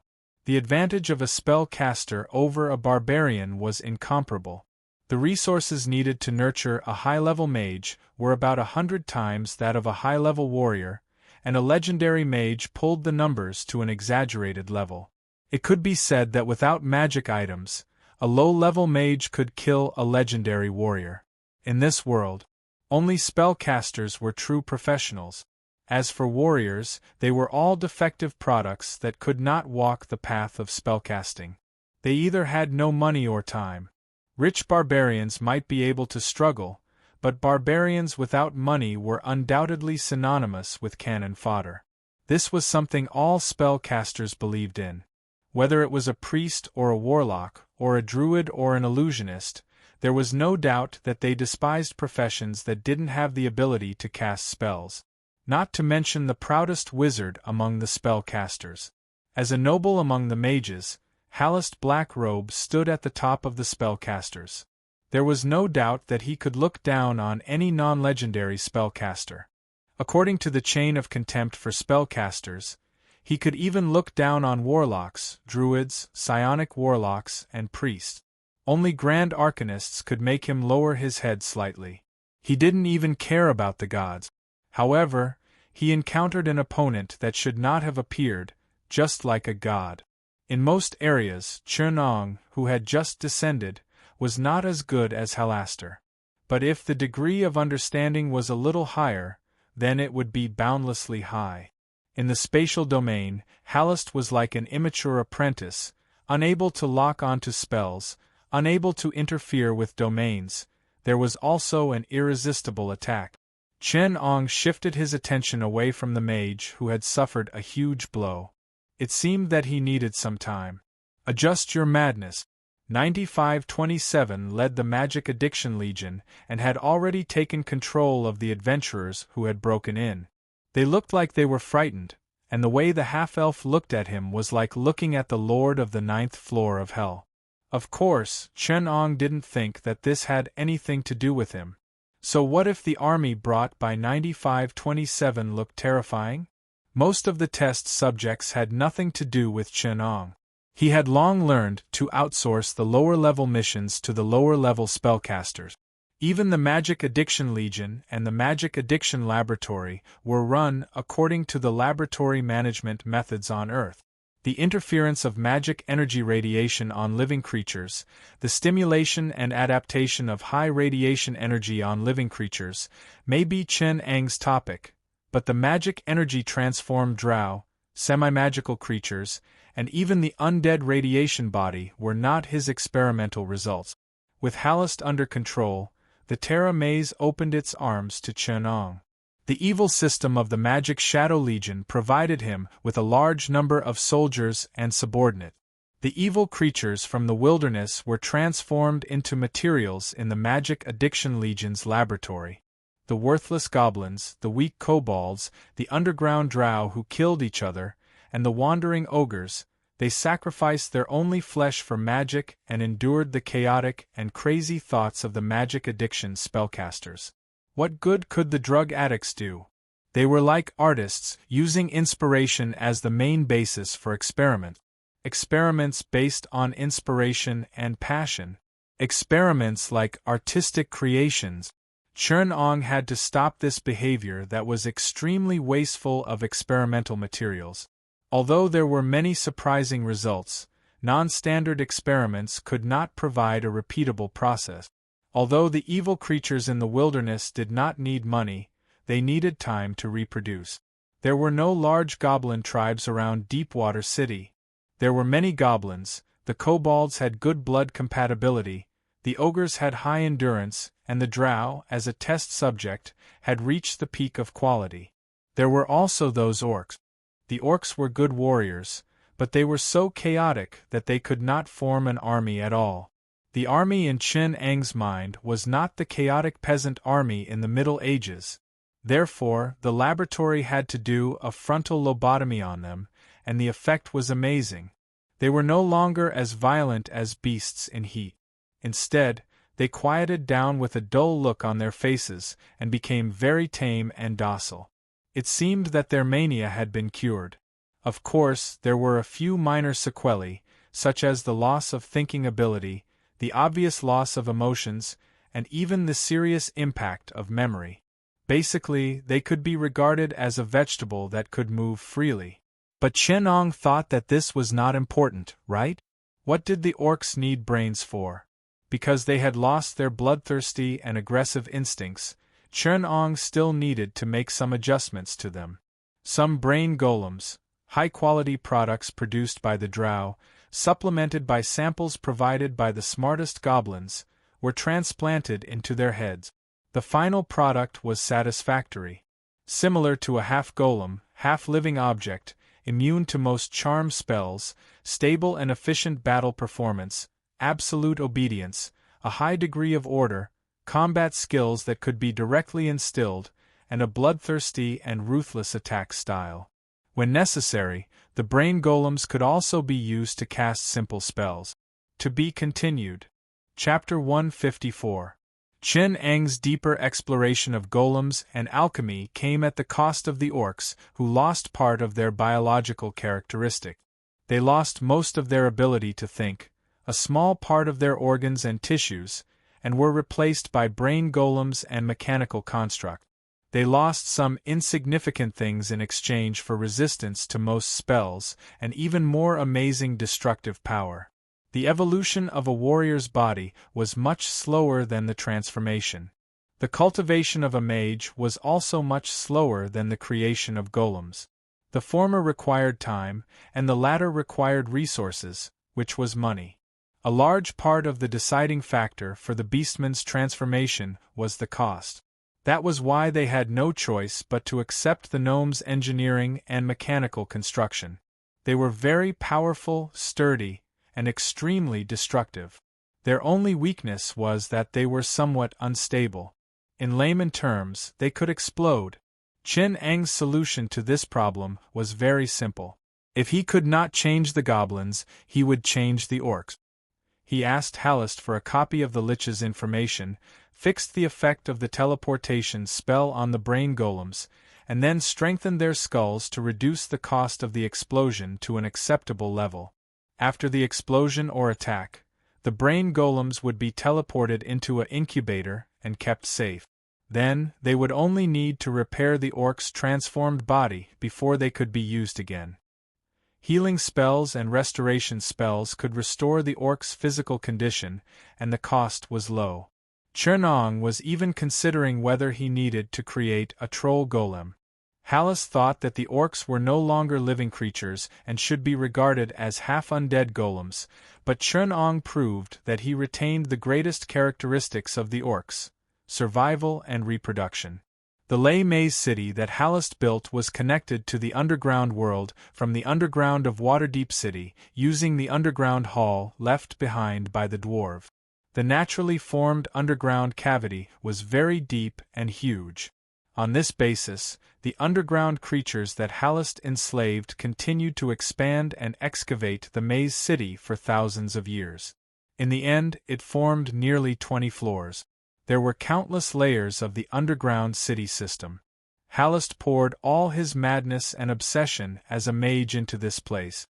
Like Chen Ong, they both had the romance of researchers, the unearthing of endless truth, and the exploration of the supreme throne of knowledge.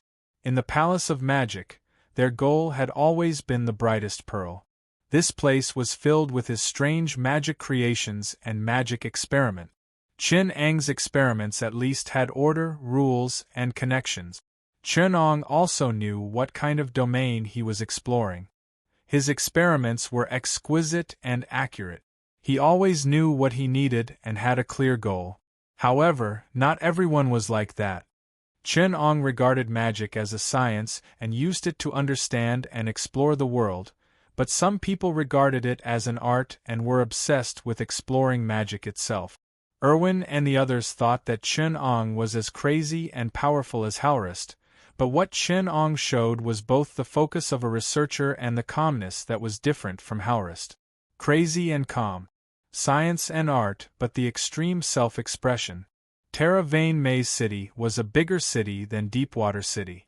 The residents here included all kinds of monsters, underground races, and magic experiments.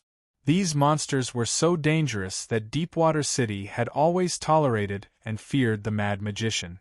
Because once the monsters in Terra Vane Maze City surged out of the ground, the prosperous city of Deepwater City would inevitably turn into a demonic domain.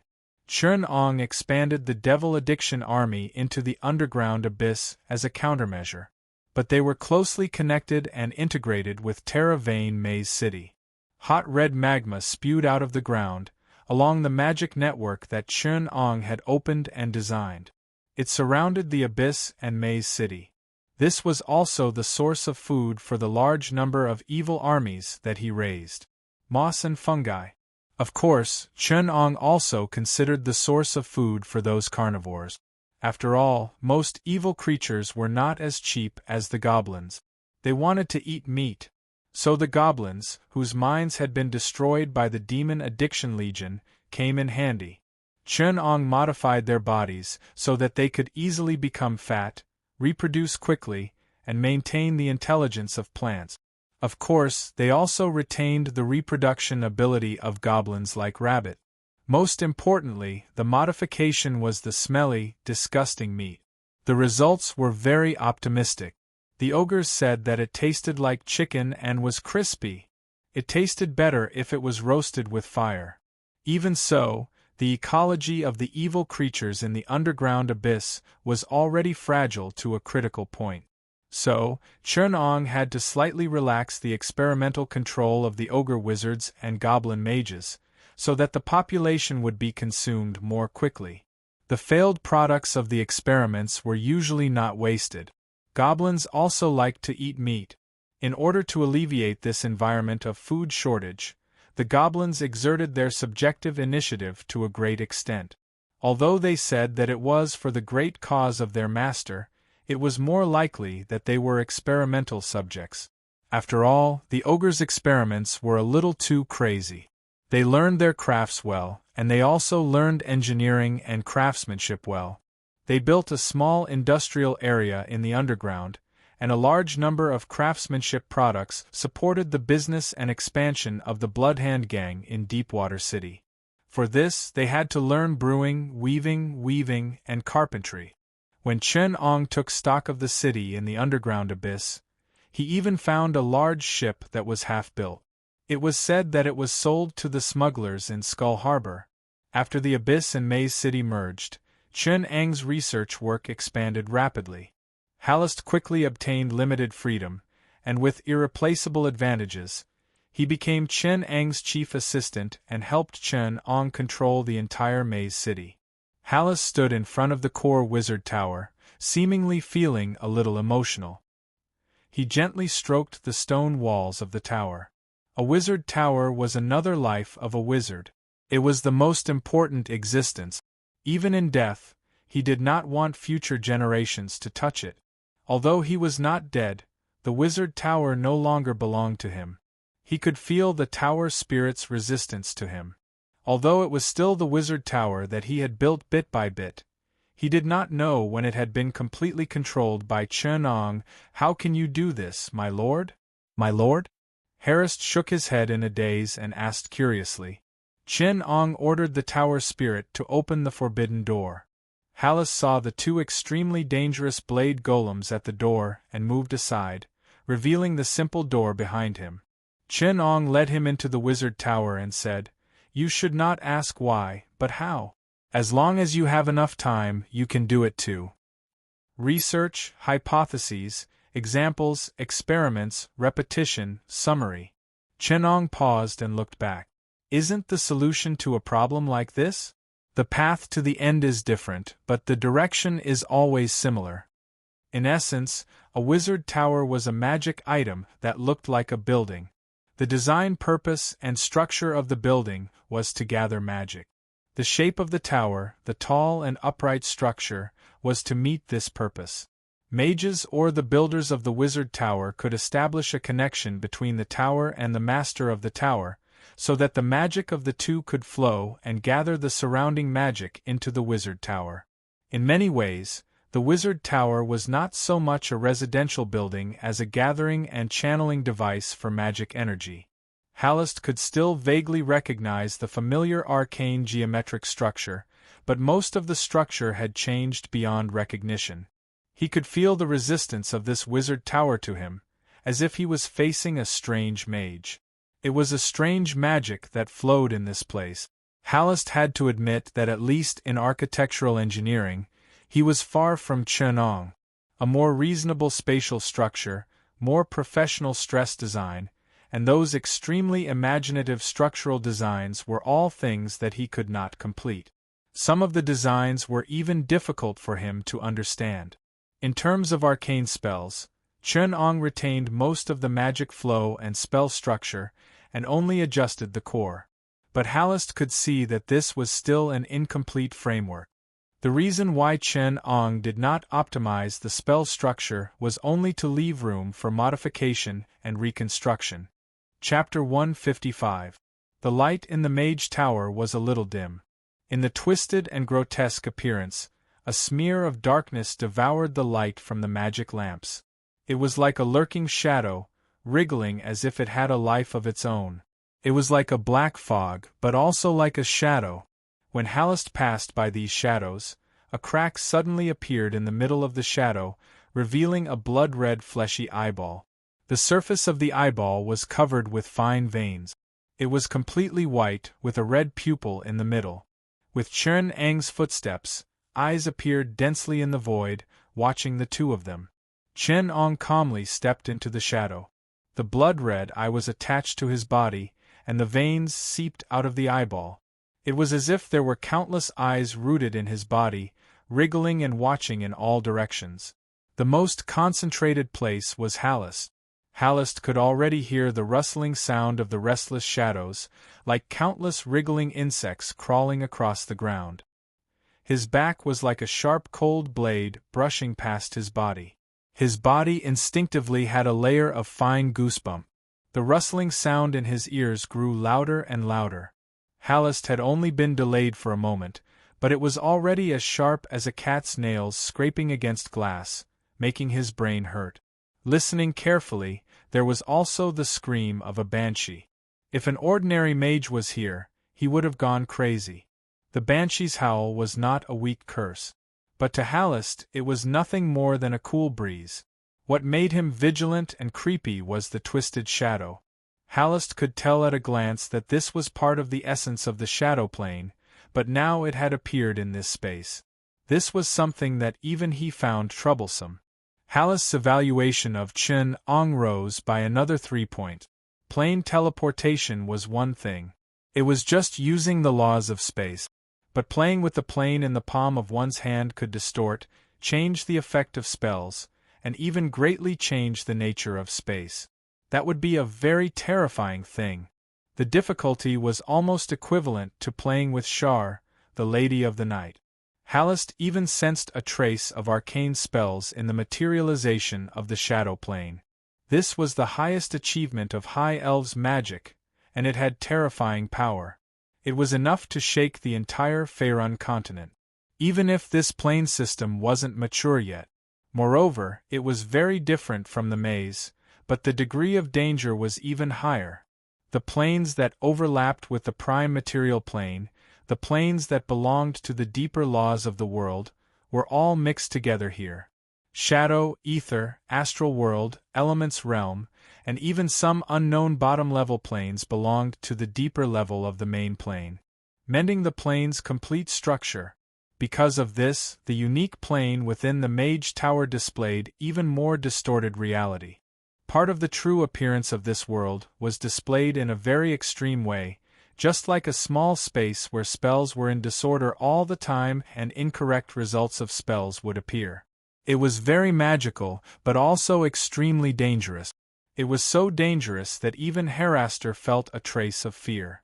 You couldn't teleport or cast spells here, and you couldn't even make too many disturbances. If you didn't want your spells to mutate, you had to hide your mana fluctuations and magic items to avoid triggering a magic plague or other extreme changes. A magic lamp 5 feet in front of Hallest suddenly twisted violently, and a mid-level fire elemental fell from the light. Then it screamed as it was burned by the flames. The lamp made of red copper seemed to have experienced thousands of years in an instant. In front of Heraster, it rusted. Finally, it rusted into a wisp of ash. The fire elemental also burned itself to death. Its spiritual essence and soul structure were burned to nothing in front of Heraster. There was nothing more absurd in the prime material world than a fire elemental immune to fire being burned alive just like that. But Heraster witnessed all of this, all of it was real. This was a place where the laws were distorted. This was an extremely unstable and complete plane. The laws could be manifested, distorted, and tampered with at any time. Even for gods, this was an extremely dangerous place. Under Chen Ang's lead, Heraster didn't fall into this familiar yet unfamiliar mage tower. Finally, they arrived in front of a huge furnace. Scorching flames rose from the furnace. It was a dazzling white, pure and destructive white. Such a pure white was even comparable to the holy light of mountain paradise. But under the calm appearance was a blazing heat that could destroy everything. This temperature? Heraster placed his palm on the furnace. The cold touch made the scene in front of him seem like an illusion, but Heraster still walked around the furnace solemnly, testing it with spells from time to time. The temperature can't rise so high. Even in the fire elemental world, such a high temperature will create an elemental lord. It's impossible for the fire element to not show signs of activation when it's so concentrated. Primordial magic was an extremely active energy. It was a mixture of matter, information, energy, and soul. Unlike Earth, in the world of Toriel, the gathering of energy would cause a chain reaction, including plane interference, energy activation, and even a chain reaction of the entire world. This also caused the output of most spells in this world to be extremely low. It was impossible to pile up an astronomical amount of matter and energy like on Earth. When primordial magic reached a certain value, it would trigger a higher level of change in the laws and a deeper change in the world. When the temperature of the fireball was high, it would connect to the fire elemental plane to balance the energy. Unless the temperature of the fire elemental world could rise as a whole, the temperature of the fireball would never exceed the normal temperature of the fire elemental world. But Chen Ong trampled on this common sense. The blazing flames in the furnace completely denied Halist's understanding. Chen Ong stared at the blazing white light in the furnace and the bright crystal in the depths of the white light. The tide of origin power surged around his body. This world was called primordial magic, and in the Star Wars world, it was called the unified origin power. It was as violent as a storm, able to destroy everything at any time. The power of the mind, primordial magic, arcane spells, and psionic power were unified in Chen Ang's body. The rich evil source, accompanied by the evil mantra, flowed from Chen Ang's body into the furnace, causing the primordial magic to fluctuate even more violently. The crazy magic even made Halist take a few steps back, away from the dangerous furnace. The wooden expression on Halist's withered face cracked bit by bit. The condensed evil power made his magic go berserk. The flickering flames were crazy and intense, and Chen Ang's voice echoed clearly in this small room. The mantra with the evil source power calmly and firmly recited the words blessed by darkness. Peace is a lie, passion is king. Following the voice of the mantra, Halist saw the surging evil source power and primordial magic tear through the void, revealing the throne of the gods. The astral plane surged with crazy primordial magic, setting off huge waves of astral substance. The ether plane and the kingdom of the dead let out unbearable sounds, and the imprisoned souls of the nine hells and the bottomless abyss roared wildly. He heard the will of the abyss in the dark. He roared wildly. He heard the lord of the nine hells let out a long sigh, heard the joyful laughter of the evil source power in the universe, and heard the countless evil souls wailing in despair. I exchange passion for power, I earn power with power, I win victory with power. The surging primordial magic slammed into this small world like a sea. The endless evil source power poured into Chen Ang's body and poured into the furnace along with the flowing magic power. The blazing white flames turned pure black, and only the crystal remained. It still emitted a dazzling red light. The gold melted in the flames and flowed under the crystal. Magic power and origin force intertwined between them, and following Chen Ang's mantra, it let out a surging roar. Halist's footing was unstable. He looked at the crazy beast-like crystal and the gold that was as evil as the abyss. He felt the pure aura of destruction and evil. He watched as Chen Ong walked into the pure black flames and watched as the flames intimately licked against his body. But he was unharmed. A magic power mystery that he had been pursuing all his life happened in that instant. Fortunately, he remembered Chen Ang's instructions and used his powerful control power to restrain the primordial magic power. In the golden liquid, he engraved ancient magic texts and spell structures. He burned his spell slots to control the surging magic power and evil source power. 9 bronze rings rolled out of the flames first.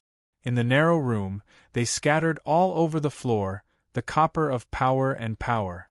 Then there were 7 thick rings that were the color of iron.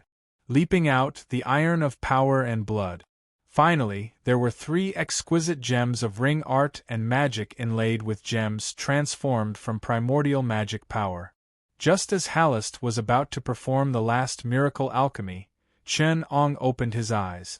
The last words of the mantra resounded throughout the multiverse, like the wind, like thunder, like the roar of a beast, like the roar of a great river, like the low murmur of a god.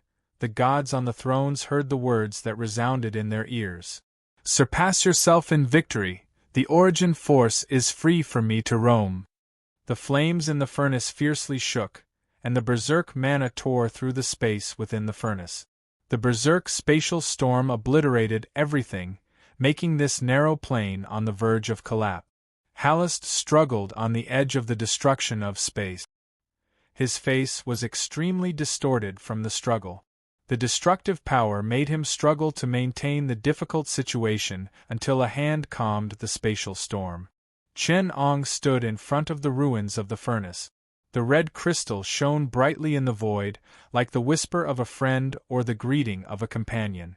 It slowly fell into his hand. The red crystal sank deep into Chen Ang's right palm. The hazy light seemed to have a life of its own, flickering with Chen Ang's breathing. In Halist's eyes, in the clear crystal, the long river of primordial magic power was as brilliant and deep as the galaxy. He was entranced, as if his soul was about to be thrown into it. Master, Halist wisely changed his words. My mission failed. He lowered his head deeply, not daring to look directly at Chen Ang's face. His attitude was completely different from before. Chen Ong waved his hand nonchalantly and touched the ashes to wipe them. Bright golden light emerged from the black ashes. In Halist's eyes, it was the light of magic power. It was as if his soul was moved, as if it was an indispensable part of his life that tightly grasped his gaze. That kind of gaze was infatuated and crazy, as if even his soul was enchanted. That's mine. My baby. My love. My soul. Halist reached out, wanting to snatch it from Chen Ang's hand. His expression was ferocious and crazy. Only when he touched the deep and dark origin power on the surface of Chen Ang's body did he retract his hand, as if he had been electrocuted. His eyes instantly became clear. Halist, who had come back to his senses, knelt in front of Chen Ong, afraid to look at the golden ring. He threw his legendary pride and mage stubbornness to the back of his mind. In his heart there was only fear and obedience to the ring, as well as absolute, humble obedience to Chen Ong. He no longer had the power and mystery of a legendary mage. He trembled like a woman. Chen Ong didn't look at him. Instead, he spun the ring around, and the scarlet magic runes flashed past. All the devil rings belong to the Supreme Master. The Supreme Master guides all the devil rings. The Supreme Master summons all the devil rings. All the devil rings return to the darkness. In a low voice, the magic runes on the ring carried a terrible evil magic.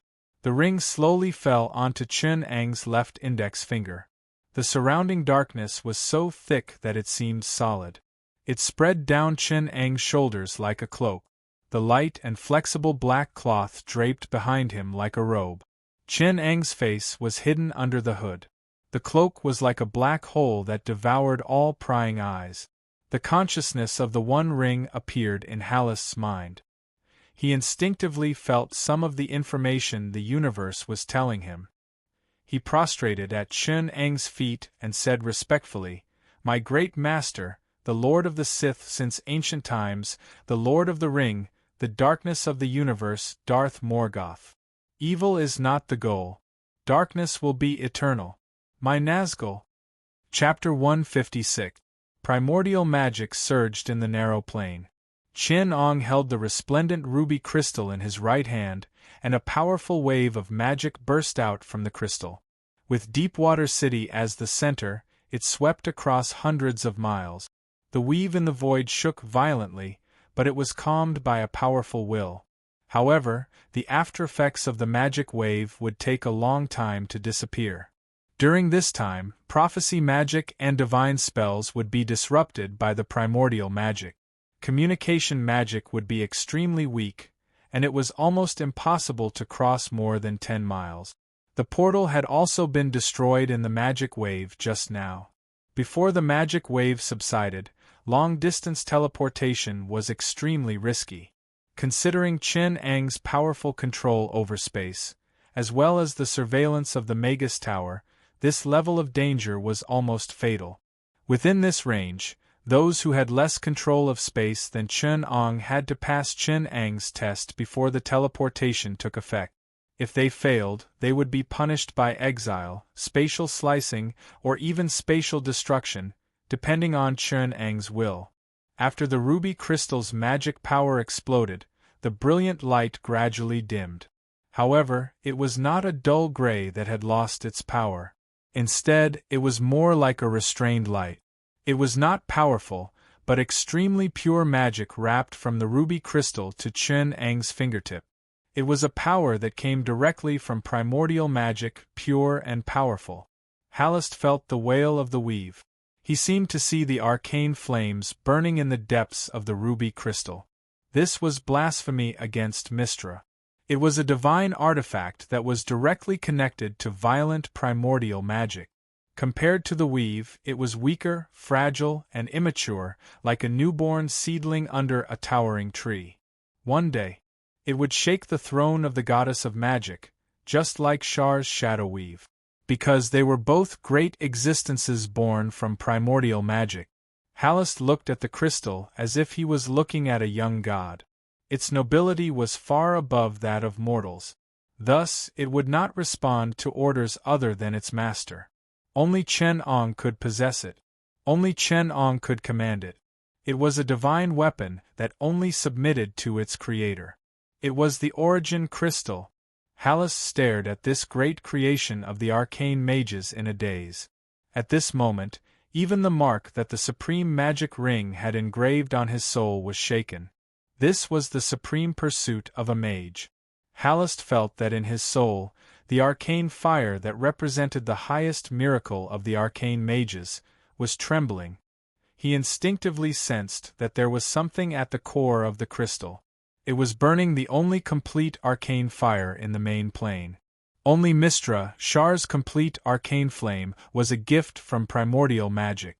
"Great Master, please allow me to know its name."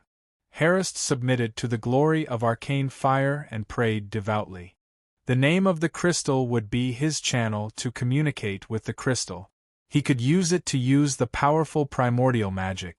When casting spells, the number of spell slots he could use for each level will expand by +2.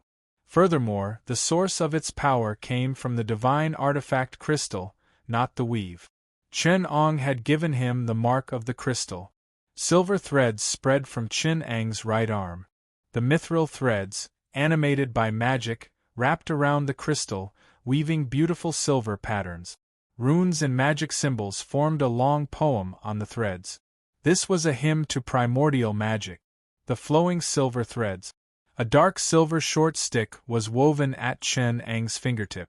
It was about 2 palms long, and the crystal was at its center. Crimson light was hidden under the mithril. Magic symbols and runes.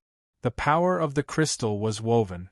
The pure power from primordial magic. Qin Ong held it tightly in his right hand. As the power of the soul permeated, there was a sound. Crimson light spread from the crystal to the mithril stick. A clear red light appeared on the tip of the stick. Pure and powerful magic and soul power combined to form a blazing red blade of light. This was a Sith lightsaber. It had the violent and powerful characteristics of the force of this world, and it also contained the pure tranquil power of Chun-Ang's soul. It was the tranquility from the darkness that calmed the violent characteristics of primordial magic, giving this weapon great lethality and unparalleled stability. It was the representative of primordial magic and the crystallization of the dark and tranquil side of primordial magic, force. It was gentle and violent, and its blade was unstoppable. Even the gods could not stop it. The person who held it would receive the favor of primordial magic and have a stronger ability to interfere with the mind, but they would also be attacked by the dark side. It only submitted to its creator. Even though its creator was not immune to the attack of the dark side, if it was not its creator who held it, then one had to be careful of this weapon's constant temptation and betrayal at critical moments. Harist presented Chun-Ang with the 19 One Rings scattered among the ashes. The 3 rings of gemstones that symbolized art and magic, the 7 rings of iron that represented power and blood, and the most complex, the 9 rings of bronze that represented power and desire. Power and desire. Chun-Ang played with a bronze ring, observing the world through the eye of the ring. The gloomy scene, the distorted outward, and the true ugliness and darkness, as expected of the most evil of the 9 rings. It did not have the great arcane power of the 3 rings of gemstones that came from the high elven magic, nor did it have the powerful destructive magic of the 7 rings of iron. But among the 19 rings, it was the most complex, the most evil, and the most adept at eroding the heart and soul of its owner. Its power came from the soul, and it also affected the soul. Its strength was not inferior to the other 10 rings. It was even closer to the existence of the Supreme Ring. This is a ring that belongs to humans. Chun-Ang said with a smile, it is the ring of the King of Men, the ring of betrayal and conspiracy, darkness and slaughter, power and desire. But it is not worthy of its name. Why? Master, these rings are so powerful that they can affect the minds of the gods. They are no less dangerous than the Sari Sutra, and the power of the Supreme Ring is stronger than it. The power of the Sari Sutra originates from lies, but the power of the Supreme Ring originates from true greed. Truth always trumps lies. Harist was puzzled. It is a ring of power, but it does not represent power. Without being tainted with ambition and madness, and the noble blood infatuated with power, it cannot be considered a complete ring of power. Only a game of power can make it complete. Chun-Ang placed a bronze ring in Harist's palm and said with a smile, "Let it be stained with blood." Harist raised his head excitedly, his messy beard swinging across his face, but his eyes were still glowing with blood. "I understand, my master. Waterdeep City will only belong to you, master." Chun-Ang shook his head. "It is not difficult to control this city, but it will not be easy to not attract the attention of the gods. If you have any methods, just say them. I know you are good at playing with power," Chun-Ang said slowly after a slight pause. "Some words, if said too late, will kill. The lives of others are also lives." Chun-Ang spread out his hands. "If it is not necessary, do not kill." He looked at Harist's beard that hung down to his chest. Harist carefully organized his words. He had regained his usual calmness and elegance, except for the madness in his eyes. He was like a noble in the council. "Master, this is a great city. Its greatness lies in the fact that it does not belong to anyone. It is free, open, it welcomes anyone, and it does not belong to anyone. The Council of 16 Lords manages and controls the entire city. Except for the mayor, the identities of the others are kept secret. They use masks to appear in public. Some of them know each other's identities, while others do not. However, the mayor of Waterdeep City knows the identities of all the lords." For the first time, Harist showed a proud smile in front of Chun-Ang. I have witnessed the growth of this city, and even created it. I have enough influence over this city. In fact, there are 2 secret lords under my control. Their positions as lords even came from their adventures in the underground maze. They have obtained fame, wealth, and power, so they work for me, even if they are harpies or other forces on the surface. This power is within your reach. Politics, wealth, conspiracies, and political allies. This game of power is extremely exciting. However, my Witch King, the rules of the game are things that others have to abide by. When you play chess with others, the smartest move you can make isn't brilliant chess skills. All you have to do is remove their chess pieces, Chen Ong said with a smile. The premise of all this is that you have the power to do so. Chen Ong sighed. Do we? Shaman King? The reason why those lords are lords is because they control the city. They are allies and they are the city. Directly killing them will only cause the entire city to be destroyed. They are lords? Chen Ong nodded. Who can prove it? The Council of 16 Lords is very strict, and they have very advanced methods of identification. I don't even know the identities of some of them, Master. Harris explained. We can't replace them, and once we use assassination methods, it will arouse the reaction of the entire city. You're wrong, Shaman King. Chen Ong shook his head. Whether they are lords or not, the tokens can't prove it. Even what they say doesn't count. It is the opinion of the majority that decides it, and we are the ones who decide the opinion of the majority. Who is the lord of the city? What I say counts. The sword of light danced in Chen Ang's hand, creating a beautiful galaxy. The red light was like a twisted galaxy and sunset in the sky, winding in the sky and transforming into a sky underground. Harris was surprised by Chen Ang's superb swordsmanship, but he heard Chen Ang's clear voice in his ear. I hope to see the 2 lords after dinner, and a list of confirmed lords, Chen Ong said in a low voice. Chapter 157. In Chen Ang's hands, the supreme ring was like the most unadorned ring, unremarkable at all. But Halist could still feel the terrifying power that wanted to throw his soul into it. Perhaps it was an illusion, perhaps it wasn't. He knew that his soul had long since become a slave to the ring, and the supreme ring only submitted to one person. The Lord of Darkness, Vidar Morgoth. In front of him, Halist couldn't even muster the slightest thought of resisting.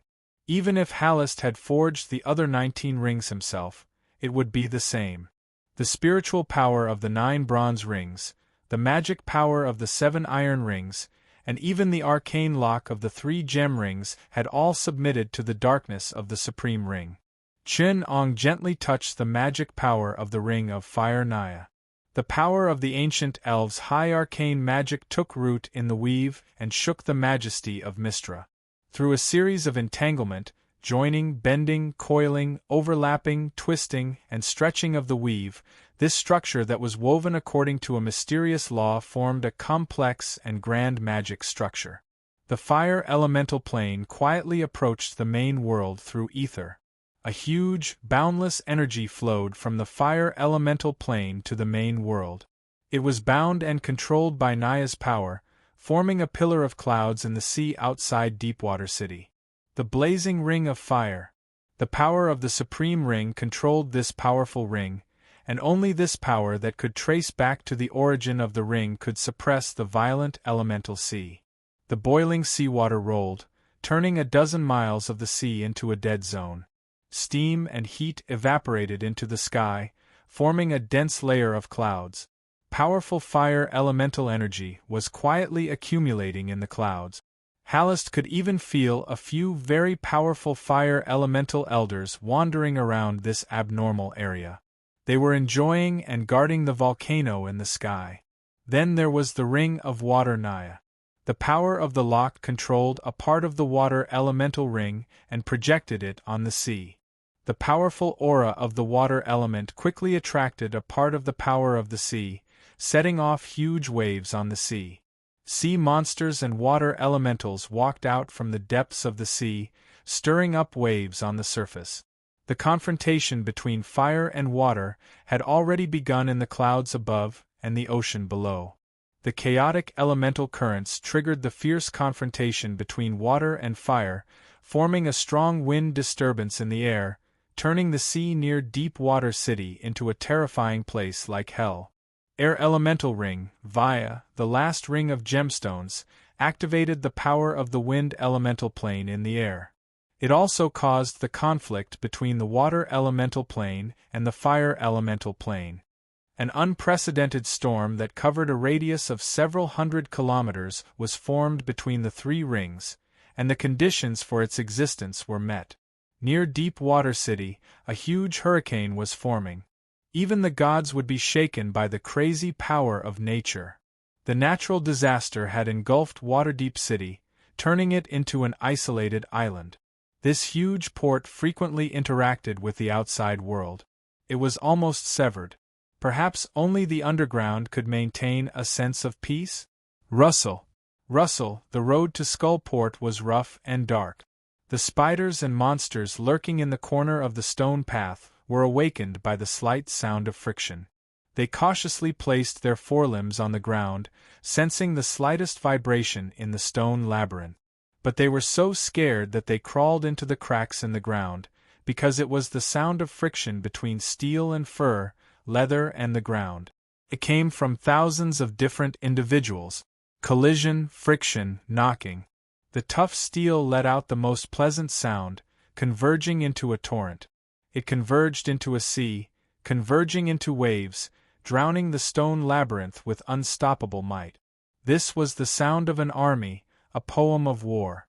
The fleshy moss spread its tentacles towards the air. These sticky and stinky flesh carpet crawled out from the cracks in the stone. On their gelatinous moss carpet were the remains of spiders and monsters. Skullport was another deep water city, the City of Darkness. It was hidden under Waterdeep City and connected to the underground labyrinth. It was the favorite of smugglers and people on the edge of society. The sewers connected it to the entire city, forming the other side of the rotten, smelly, gloomy, and depraved city. The people who lived here were all rogues and villains. They relied on smuggling, coercion, violence, and bloodshed to maintain their survival.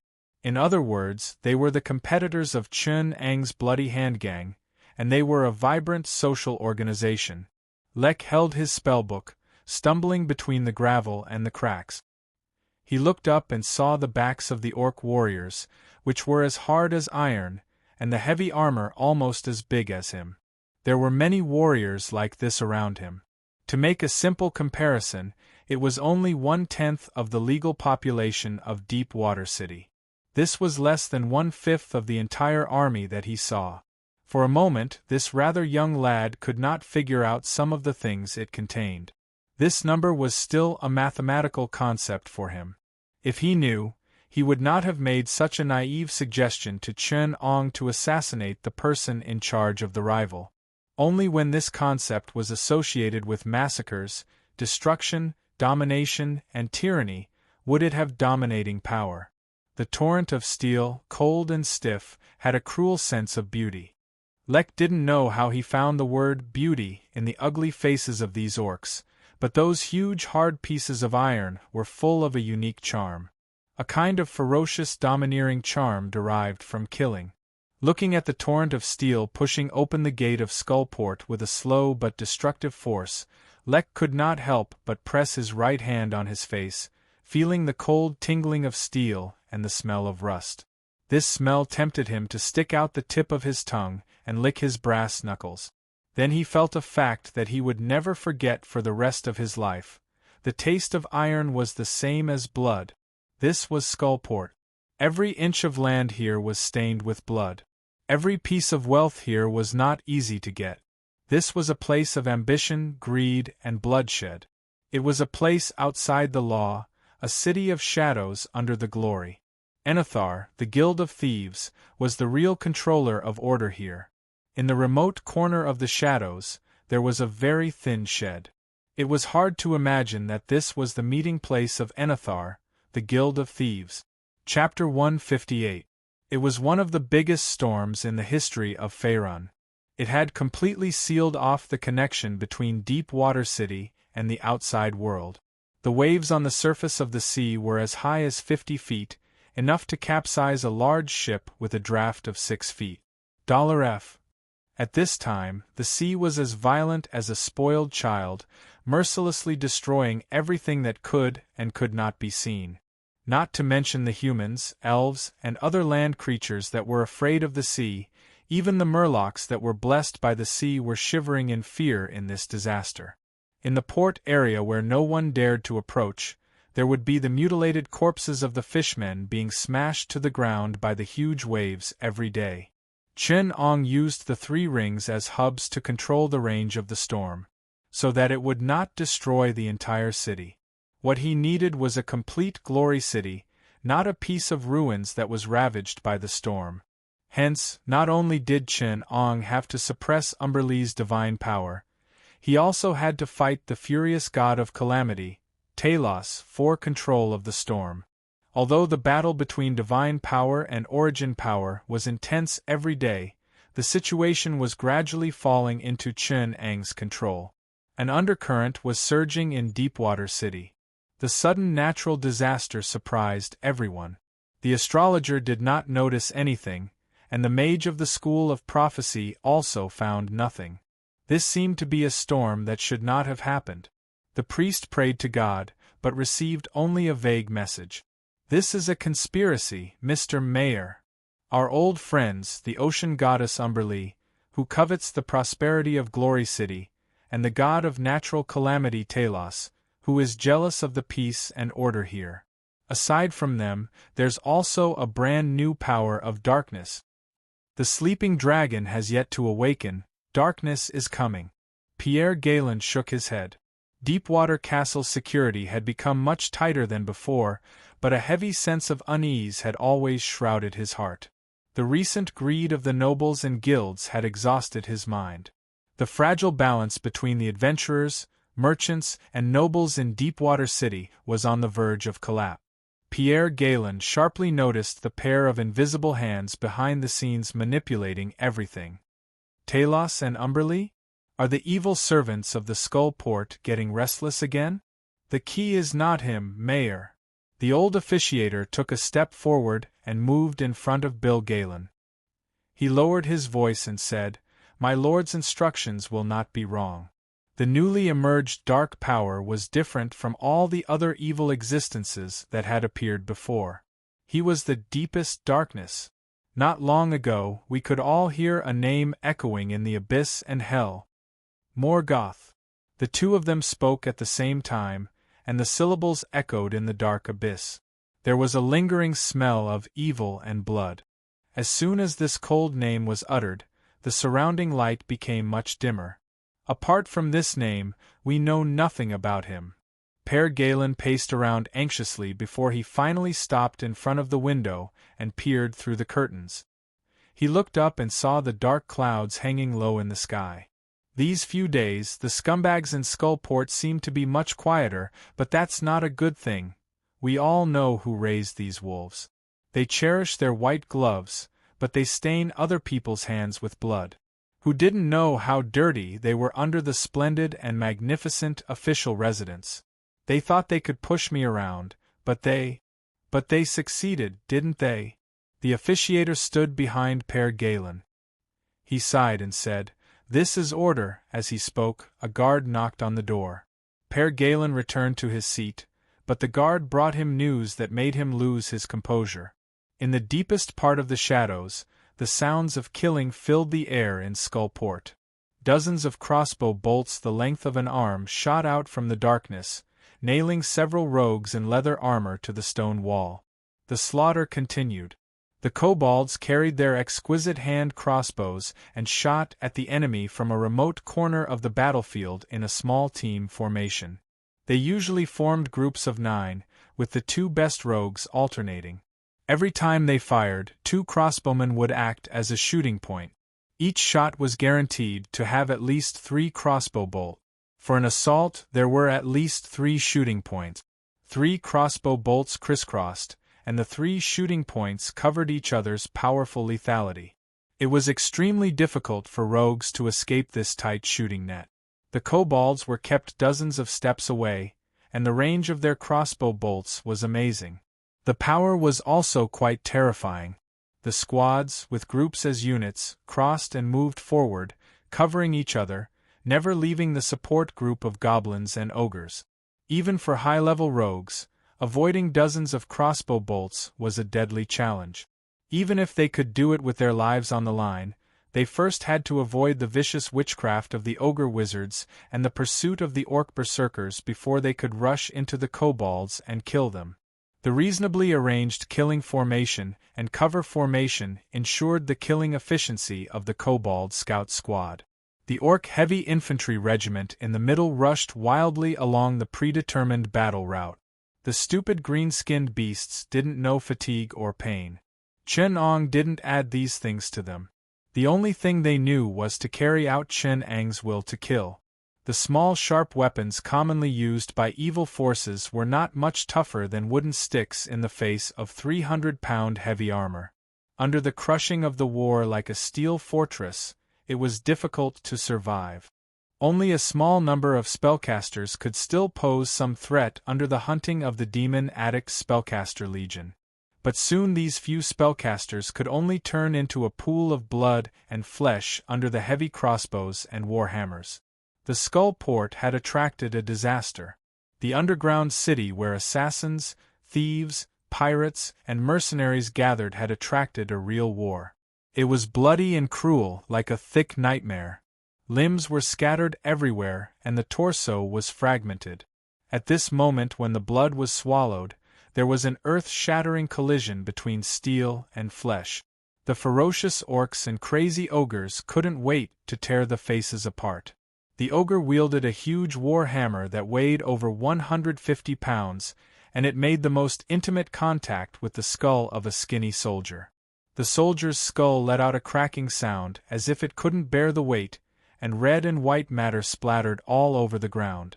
Darkness and terror engulfed the place. The murderers who had brought nightmares and terror to the innocent were now facing their own nightmare. The power of the Supreme Ring silently seeped into the place. In the midst of killing and fear, the twisted power of darkness infected the blood and flesh on the ground, and seeped into the people fighting. "Master, the situation here is settled." Harris leaned over and signaled to Chen-Ong. The battlefield was already showing an overwhelming side, or it could be said that this had always been a one-sided massacre. "You can begin." Chen-Ong nodded and replied. It had been some time since he came to Faerun. Chen-Ong, or the Bloody Hand, had many conflicts with the Thieves' Guild in the Skullport. Most of the suppression and threats the Bloody Hand received came from here. Assassinations, poisonings, kidnappings, and coercion had happened many times, but so what? Chen-Ong didn't care at all. He didn't even try to understand what had happened, nor did he care. When Chen-Ong determined that the Thieves' Guild couldn't interfere with him, what they did was not within Chen-Ang's consideration. Chen-Ong rarely reacted to other people's actions. Most of the time, he wanted to do something and then finish it. Just like now, Chen-Ong wanted to obtain Deepwater City, so he was prepared to eliminate some of the players who were not part of the game. This included the Faerun continent outside Deepwater City, the gods, and some bits and pieces of Deepwater City itself. So he sealed off the route and created a relatively stable internal environment. He decided who could participate in the game, and then eliminated the bits and pieces that weren't part of his plan. Unfortunately, everything in the Skullport was included in the bits and pieces. This was the purest form of malice and efficiency, the simplest form of harm and plunder. From beginning to end, it was Chen-Ong who took the initiative to harm people. He was doing his own thing, and his methods were getting closer to the nature of the world. It didn't take long for the massacre to end. It was almost dusk. When Chen-Ong teleported outside Deepwater Castle, the sky was still a little dark. When Hallest appeared behind him, he asked, "How's the preparation going?" Hallest hesitated for a moment and shook his head. "I can't convince the lords to support me." They're too cautious, and there's no chance to control them. Apart from the 2 secret lords under my control, we can't get any more support. That's about it. Chenong paused for a while and said, Don't think that it's too difficult. Most of the difficulties are just a matter of strength. It's not difficult to have a complete city, especially a secret city like Deepwater City. Because they don't know who the master of the city is. Is it the Council of 16 Lords? Which 16? Chen-Ong gently closed his hood and hid his face in the darkness. His voice came from the thick darkness of the hood, calm and firm. It was drizzling. Chen-Ong walked along the mountain road towards Deepwater Castle. It was a typical knight's castle. The structure was stable, and it was built with very good magic-resistant stones. Although it was very uncomfortable to live in, dark and stuffy, it was a military building after all. The Sawajan people were killed and wounded here. This was the headquarters of the city sentinels and city guards, and the security was very tight. It looked like a young mage who was pretending to be mysterious. He was dragging a short and thick wand that was about the length of 2 palms. It was silver-gray and was carried behind his back like a sword. Stepping on the puddles and braving the drizzle, he walked alone towards Deepwater Castle. The guards at the gate did not ask and raised the crossbow in their hand. When the sharp arrow pierced through the curtain of rain, the shadow melted into the rain like a puff of smoke. Chin-Eng's silhouette slowly disappeared. In an instant, alarm bells rang. Well-trained guards guarded the important checkpoints. Under the instructions of the guards, a few mages released a detection portal to the open space. In the vision of the ether plane, ripples representing changes in space slowly spread in the open space. But there was no trace of the portal, and even the shadow power of the shadow plane could not be detected. He's not there. The young mage turned back and said. Suddenly, he heard a short sound like a lightning bolt passing through a human body, but a little lighter. It was a pleasant sound of Z. Then, he saw a red stream of light, beautiful and hot, jumping around, beautiful like a pure red rainbow, passing through the body of the oldest mage. To be continued. Chapter 159. The buzzing sound and the smell of blood reverberated in the air. From the disappearance of the shadow to the appearance of the red arc of light, it was only a blink of an eye. Not many people reacted until the old mage's body fell limply. In the eyes of the young mage, there was only a flash of fatal light. He couldn't even recall the swordsmanship that flowed like clouds and water. Almost in the shortest time they could react, rippling red light flowed out of the shadow's hand. The defense of mage armor and magic items, under the red light, was as fragile as a piece of thin paper. Just the moment it pierced the skin, it was deprived of life and soul. The red blade of light carried a powerful energy. The primal magic binding formed this blade that looked like a red crystal, and it had a powerful lethality. And that mysterious shadow was even more elusive, like a phantom. Chen-Ong stepped on the water, and from a tricky angle, he pierced the heart of a guard. The vibrating force destroyed the balance of the 2 warriors in front of him. Just an angle adjustment allowed the 2 to pierce each other's bodies. The blade of light gently reverberated and sank into the chest of a rogue behind him. Without the slightest hesitation, Chen-Ong slipped into the darkness, jumping along the shadow plane between the 2 planes. In a short moment, he calmly jumped between dozens of shadow coordinates. The blade of light in his hand turned into red lightning wrapped around his fingers, splitting and entangling in the rain, like hundreds of light threads as thin as hair, swinging along Chen-Eng's right hand. The young mage turned his head at this time. He saw dozens of red light threads, following the trajectory of the shadow, disappearing into the deepest part of the shadow. At this time, the guard that was pierced by the blade of light like a marionette fell with a bang. Until the body fell. Someone shouted, "Enemy attack!" A loud horn sounded from the tower, waking everyone in Deepwater Castle. Everyone took their positions in an orderly manner. Many spellcasters joined in, and the city guards did their best to block the red arc of light. Chen Ong moved between the shadows as if he was strolling in a park.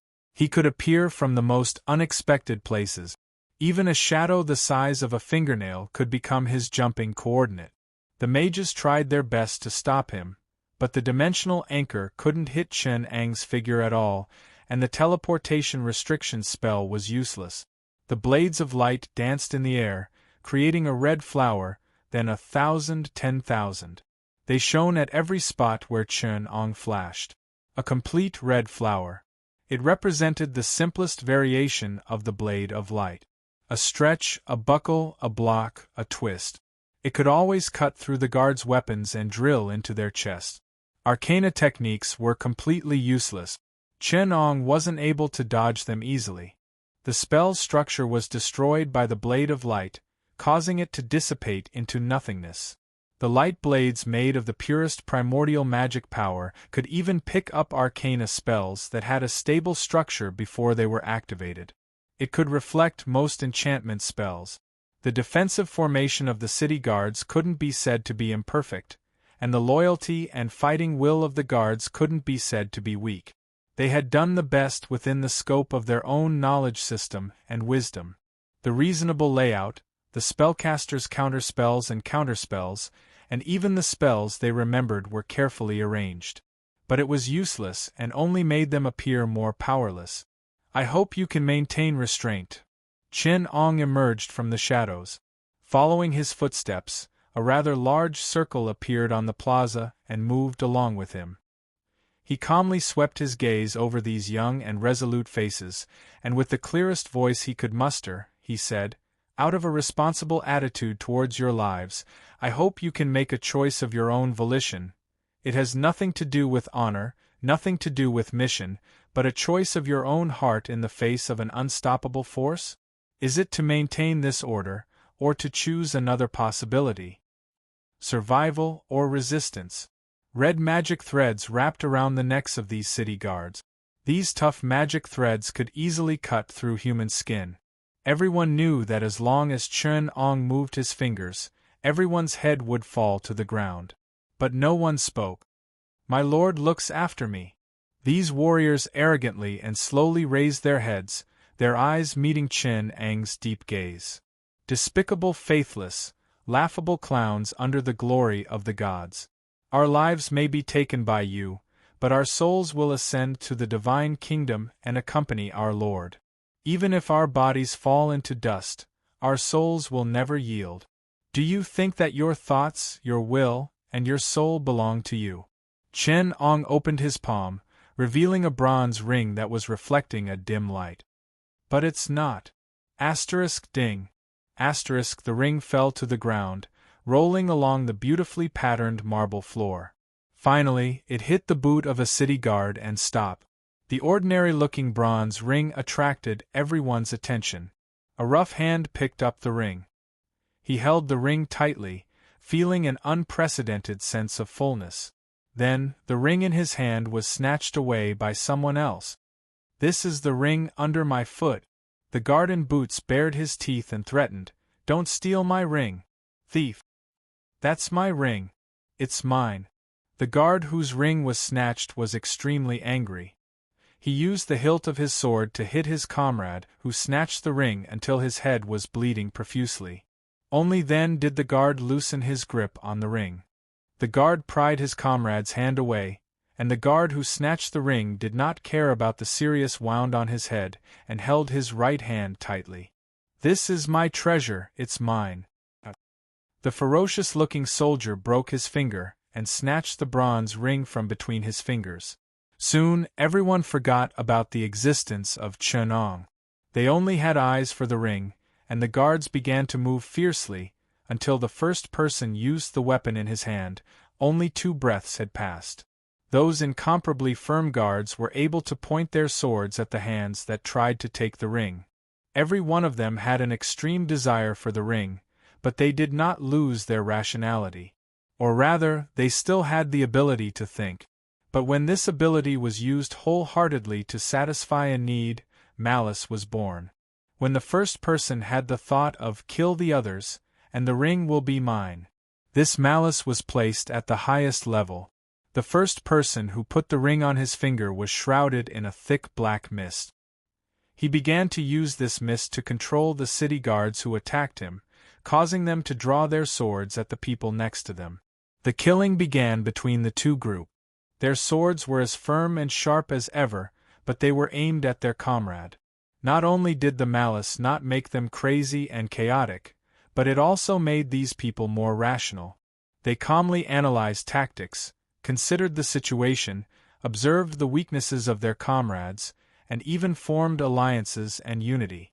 But their core will was only to take that ring. They could sacrifice everything for it. Qin Ong left Deepwater Castle because the result only needed to wait. Betrayal and desire, greed and killing, were more terrible than madness. It was selfishness and rationality. The battle in Deepwater Castle lasted for a long time, from dusk to dawn. Not many people died because the smart and rational contenders consciously maintained a bottom line when they found that their lives would be threatened. They would eradicate competitors and ensure that they could not return to the fight for the ring.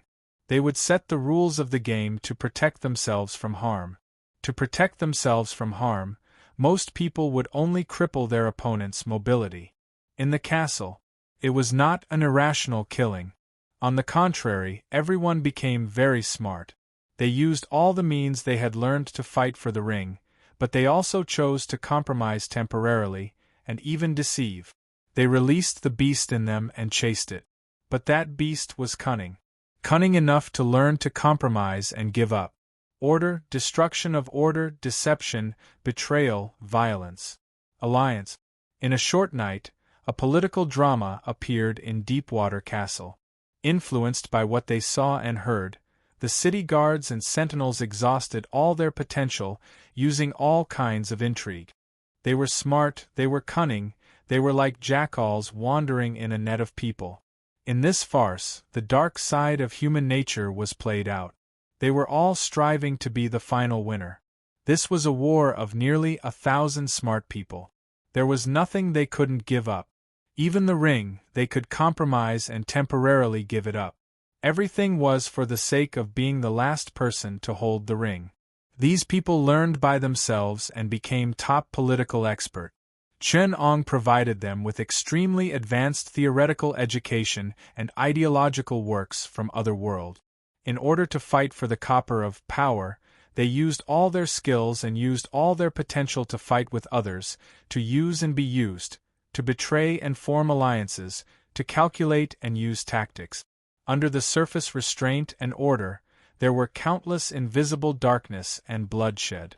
The city guards, who were getting closer and closer to normal people, devoutly learned everything that Qin Ong instilled, including the great realistic works House of Cards and Workplace Politics. They actively discovered the weaknesses of human nature. They organized several teams in the small Deepwater Castle. They used the worst of intentions to speculate about others, but their rationality allowed them to maintain a relatively stable and safe order. They cherished their own lives, and they established a set of effective rules of the game. Then, they racked their brains to cheat and overthrow these rules in the process of operation. These people played out what politics was. This game of power didn't end until 3 days later. More than 300 people were forever buried in the garden of Deepwater Castle. Some of them were stabbed in the back, some fell into the water, and some were collectively executed for breaking the rules. Archmage Elminster had sealed the ring so that everyone could calm down. However, even if the charm could be removed, could the tainted souls be removed? Having delved into the dark side of human nature and learned the most cunning of political conspiracies, these ordinary guards became extremely dangerous. Lies were like their mother tongue, and disguises were like their skin. Even among the drow, they were the most outstanding schemers.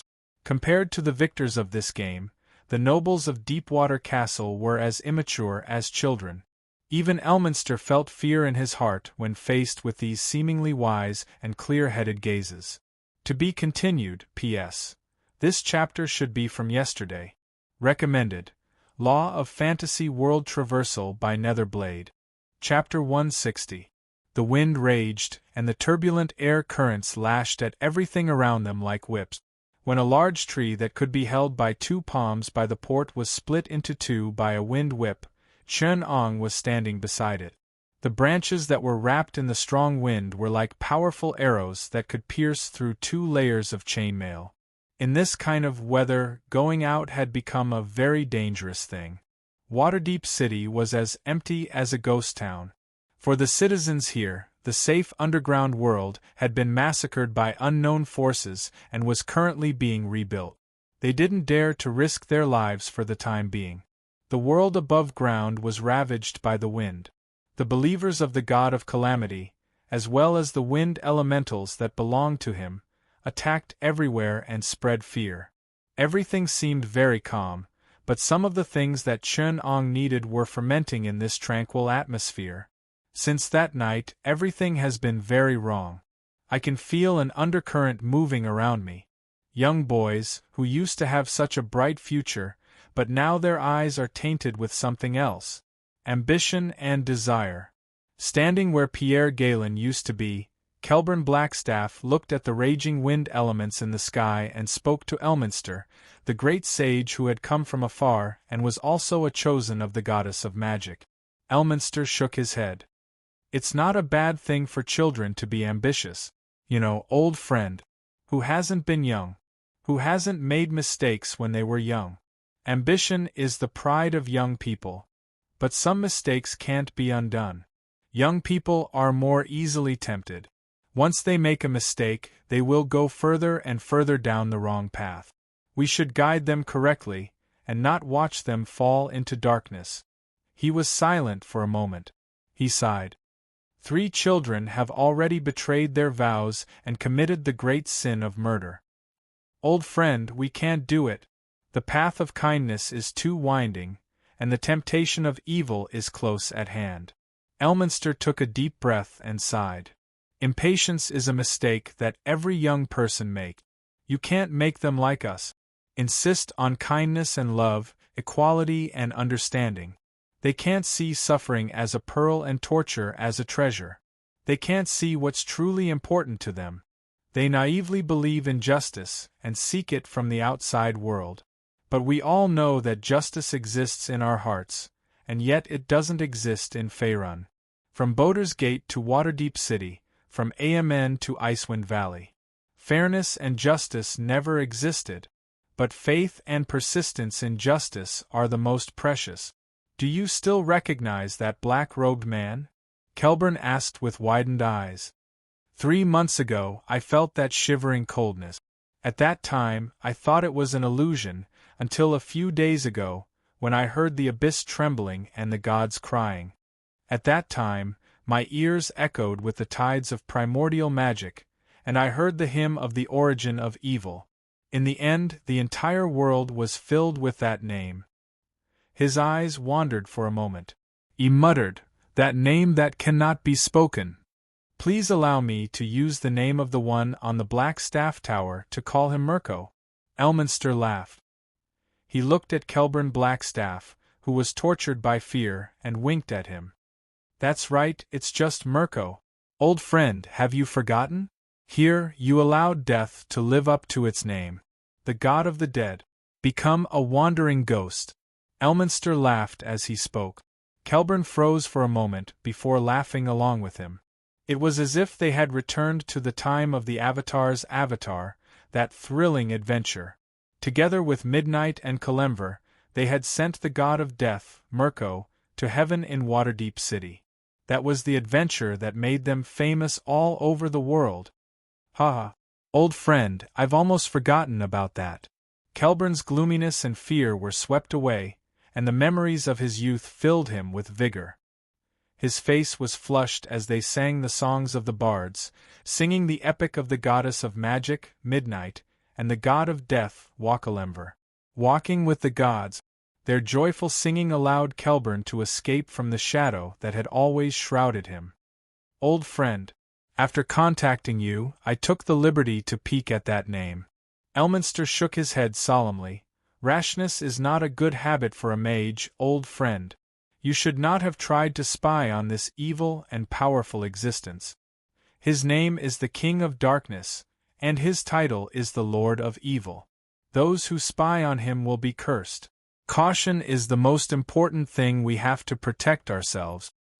Yes, Diaz Mirko. I should not have tried to spy on him, Kelburn said, still feeling a little guilty. Diaz is the dark side of the universe. I had never looked directly at such pure darkness before. It was so dense and pure that even my silver flames were on the verge of death.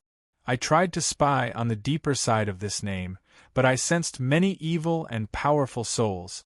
They represent this name, using blood and strength to dye it with dignity. Many of them were extremely evil, their wisdom and power making me feel insignificant and laughable. When I touched the darkness that they represented, Elminster, even my soul was tormented. The crazy thoughts in my mind made me unable to sleep at night.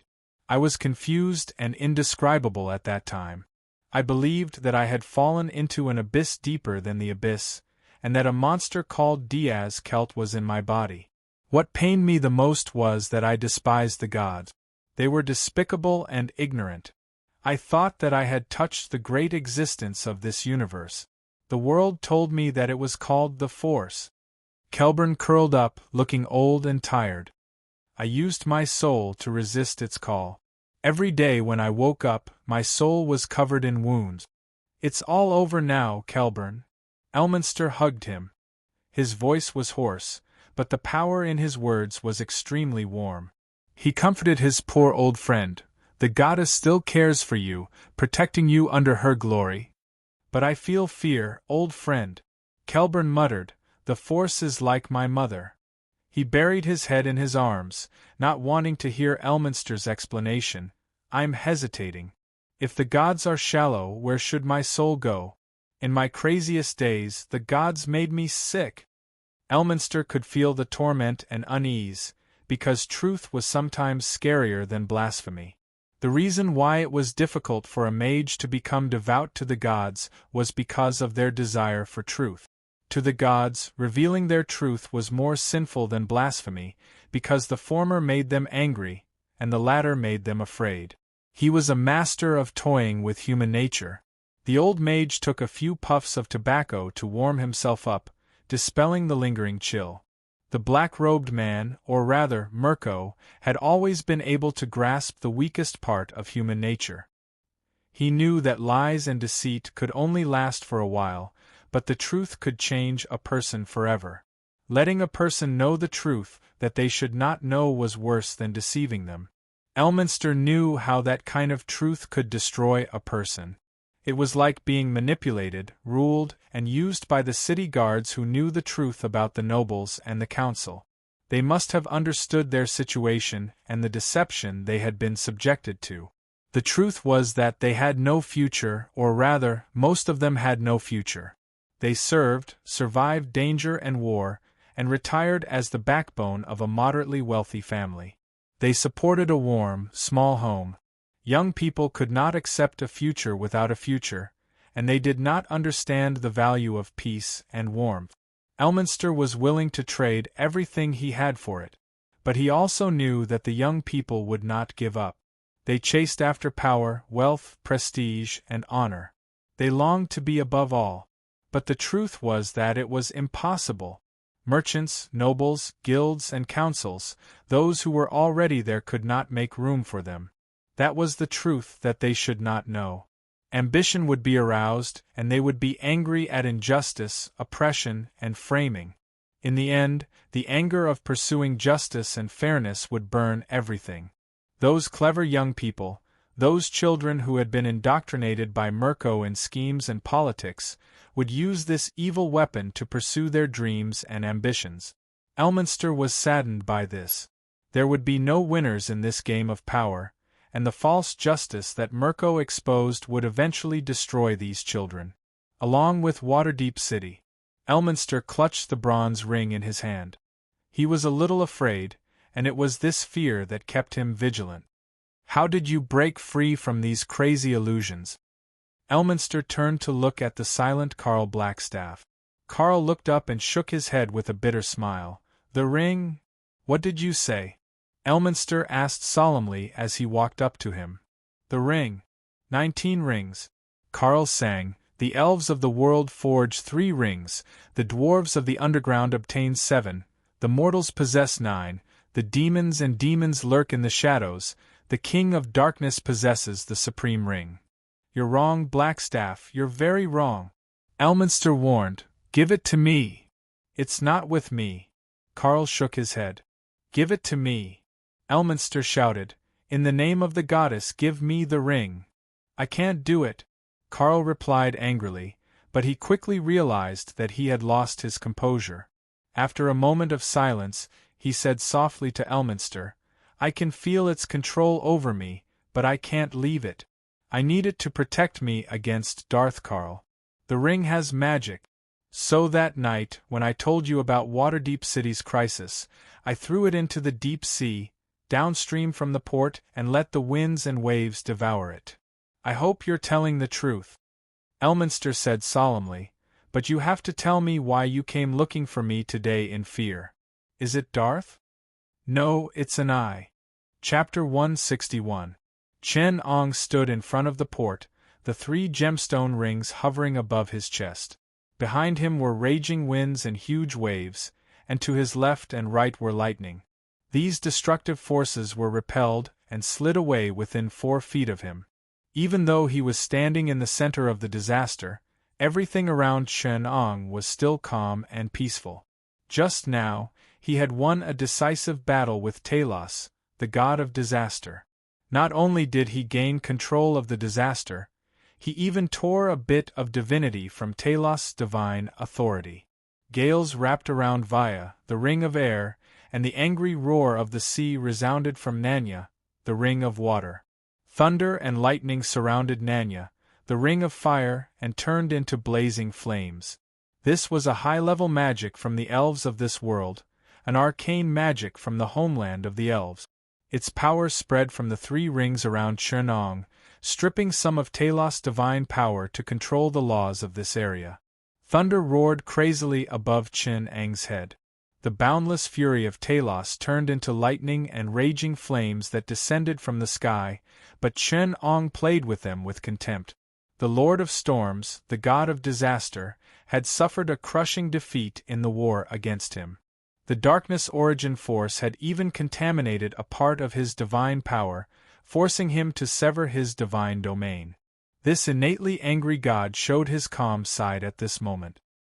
He didn't care about the temporary gains and losses, and even took the initiative to bestow a part of the 3 rings with his divine power, obtaining a part of the ring's authority.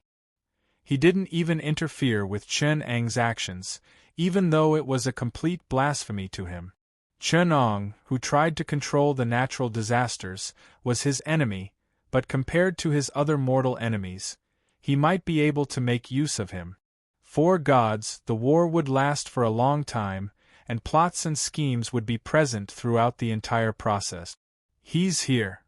Elminster, who was standing at the top of the Tower of Order, looked at the raging storm in the distance. Mirko won the war against our old friend. He's free to deal with us. Talos' defeat is only temporary. He might have a deeper plot. But no matter what, we have to face an excessively powerful enemy, a god of fear, or a new dark force that can defeat him. This is the most dangerous time for Glory City. They had arrived. Against the tide of darkness, the city guardians and sentinels are no longer trustworthy. The temple supports us, old friend. We still have the support of the Shrine District and the Onmin Guild. Our warriors can fight against the enemy, but they can't defeat the hurricanes, tides, and thunderstorms. The sudden glare shut Carl's mouth. The blue river descended from the sky, pouring down on the dam and the city wall not far away from the port. It was a blazing electric current that flickered with dazzling light. Blue, orange, and scarlet lightning balls of various colors surged in the direction of the lightning river. An earth-shattering sound wave swept through the entire city. The paladin guarding the castle was flung high into the air and slammed into the ground a dozen meters away. The sound wave tore apart most of the fragile items in the room. Even Karl, who was standing at the window, was thrown out by the shockwave. Elminster tried his best to protect his old friend. He only had time to cast a greater wall of exorcism on the densest area of the lightning balls. However, the spell didn't work.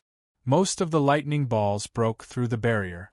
Elminster had no choice but to form a lightning ring around himself and his old friend. More than 500 lightning balls exploded in Deepwater City at the same time. The shock wave alone was enough to overturn the entire shrine district and affect half of the coastal area. Lightning bolts danced in the ruins, attracting even more powerful lightning bolts from outside the city. The lightning from the entire hurricane was concentrated in this small city.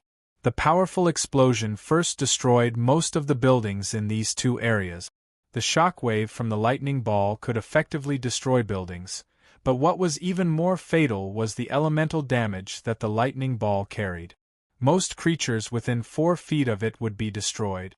Only the higher-level creatures could withstand the elemental damage. Only those with a legendary physique could survive. The gems on the 3 rings on Chun Eng's hand dimmed a little. The elemental energy stored in the Calamity Lock had been emptied, and more energy was being extracted from a larger area outside Deepwater City.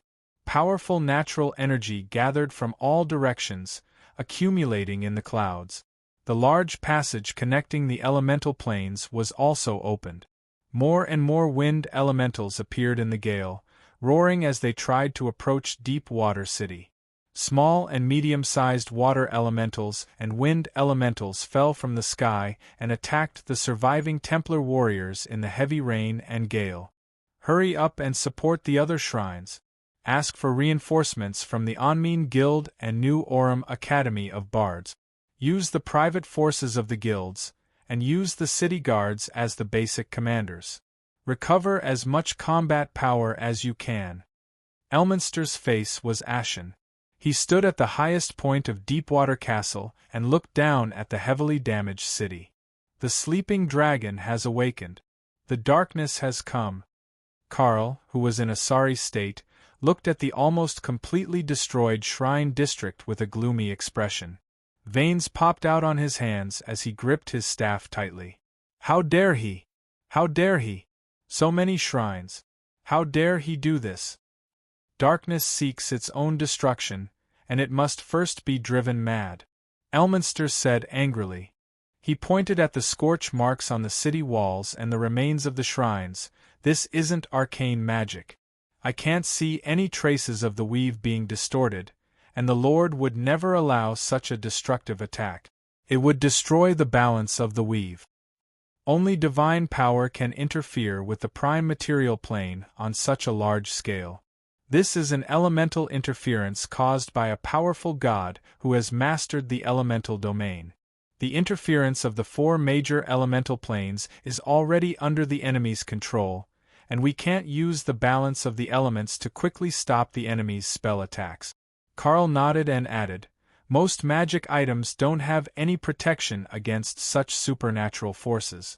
Even if they can defend against elemental damage, they can't avoid the concentrated interference damage. The area where the lightning ball was concentrated just now was filled with rays, elements, lightning, high temperature, sound waves, physical impacts, and even soul tremors, not to mention the phlogiston, teleportation interference, and gas change that happened afterwards. Many powerful paladins survived the heat and lightning, but died of suffocation.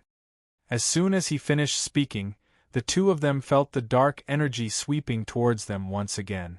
This time, the frenzy tide was like a sharp knife, cutting through all obstacles with an incomparably sharp edge, stabbing straight into the center of the resistance, which was the Deepwater Castle where the 2 of them were. Chen Ong followed the path created by the torrent of lightning. He stepped on the puddles of water, braving the heavy rain as he slowly advanced. The power of the Supreme Ring covered his body in a black robe, hiding his face deep under the hood of the hood. The power of the Lord of all Rings caused the power of wind and rain to automatically separate in front of him, forming a small path in the heavy rain that was illuminated by the sunlight. This strange phenomenon had long since attracted the attention of the paladins and priests. When they discovered that the mid-sized elementals were intentionally or unintentionally moving away from the sunlight, they quickly sent out a small team of reinforcements. The team was made up of experienced paladins and priests, all of them strong middle-aged men. They were experienced, powerful, and at the same time physically at their peak. Other than a small number of God's sects and missionary priests, most of the priests had received warrior training. They were proficient in fighting with weapons and armor. They were elite and powerful, and their divine spells ensured their adaptability in combat. In a way, these elite priests were the greatest enemies of mages. They were rich, proficient in melee combat, and had a wide range of spellcasting abilities. There were also gods who cheated. Below the legendary level, even the mages would find it difficult to defeat them. Apart from the 3 experienced paladins, there were only 4 priests in heavy armor in the support team. The war hammers on their waists made their footsteps heavy. This weapon, which was as large as a head, was extremely powerful in the hands of the priests. Chen Ong saw a priest attach a magic weapon to his war hammer and blow up a mid-sized water elemental with one strike. Chen Ong pulled out a lightsaber from his sleeve, showing his hostility. Detect evil. The priest slapped out a detection light. Chapter 162. The lightsaber was slightly longer than a one-handed sword, and its dull silver handle was a blade flowing with reddish-gold light. It vibrated at a very high frequency, and those who were closer could always hear a humming sound similar to a magnetic field. Although it was shaped by primordial magic, the lightsaber was not invisible and intangible. It was shaped by a similar force field. Chen Ong was therefore able to shake off the weapons that were stabbing at him, and when the balance of the 2 saint samurais' bodies was broken in this way, he followed the small flaws they revealed and stabbed them. He used the bodies of 2 people to block the priest's divine spells, then stabbed the lightsaber from under the ribs and quickly swept across the second person's throat. When the saint samurai was cut along with his plate armor, a very subtle force came from the hilt, like a hot knife cutting through butter, but not a drop of blood splashed out. The wounds caused by primordial magic were dehydrated and shrunk because of the powerful radiation, and where the plate armor was damaged, the steel slightly melted, causing the wounds under the plate armor to mix with the molten iron. In theory, if the brain was not directly damaged, such a wound would make him struggle for a long time. Without rapid blood loss and damage, it was difficult for the injured to die immediately. They would feel severe pain from the nerves and suffer in this pain until they died. Like a very cruel punishment, being cut at the waist by the lightsaber, the injured might struggle for 3 days before dying because of organ failure. With the help of the priest, it was possible to alleviate the pain, but most still could not escape death. Healing divine spells were not effective against the radiation of primordial magic, and even heal fatal injuries could not reverse the fate of their death from radiation disease, because the magic pollution brought by the lightsaber would make them suffer forever. Therefore, when Chen Ong killed someone, the moment he stabbed his sword into the enemy's body, his hand that was holding the sword would tremble slightly, causing the high-frequency vibration of primordial magic to quickly destroy the human body's circulation, so that the enemy would die silently and painlessly. Watching their companion's body fall unconscious, the few people who came later roared. The priest and the saint samurai, who had been on the battlefield for a long time, cooperated well. The priest swung his hammer down with a backhand, exerting the weight of the war hammer to the extreme, but there was still a hint of tenacity hidden in the fierceness, and the power suddenly burst out when it hit. It could smash an enemy into meat paste through a layer of heavy armor. The priest's muscles contracted into small pieces, and his strength was as taut as a spring. When he released his strength like this, it was close to 1,000 pounds of hammer force. This priest's warrior class must be very high. War hammers were also very effective against one-handed weapons. However, Chen Ong was no longer the person he used to be. He only needed to distort the cleric's sense of space for a moment before he smashed his warhammer onto the teammate beside the cleric. Flesh and blood exploded like fireworks. The right side of the heavily armored comrade's body was lowered, blood and flesh splattering out from the gaps in the armor. A priest's powerful perception was nothing in the face of the distortion of origin power. High charm humans! Chen Ong softly recited the 3 words. His left hand was shrouded in a magical glow, as if he had really used this spell. Even though there were many flaws, the interference of the Force made the paladin behind the priest firmly believe in the scene in front of him. He grieved and stabbed his 2-handed sword into the back of the priest, to get rid of the charmed and controlled companions. But the minister's incredulous look brought him back to himself. No! The paladin roared in despair, and his hand holding the sword trembled. He panicked and wanted to support the priest's swaying body, but was stopped by the remaining 2 companions. Manipulate the body. Chen Eng's voice was still calm. He threw a magical glow onto the priest's body.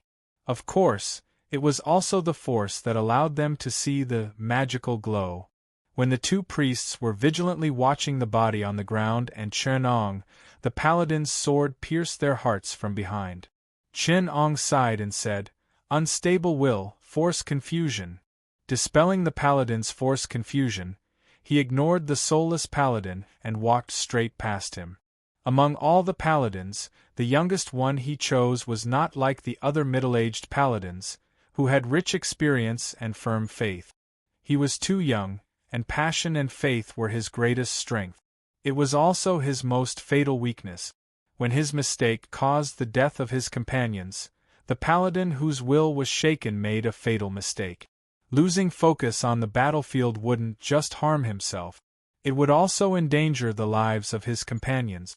The sky of Waterdeep City was getting darker and darker.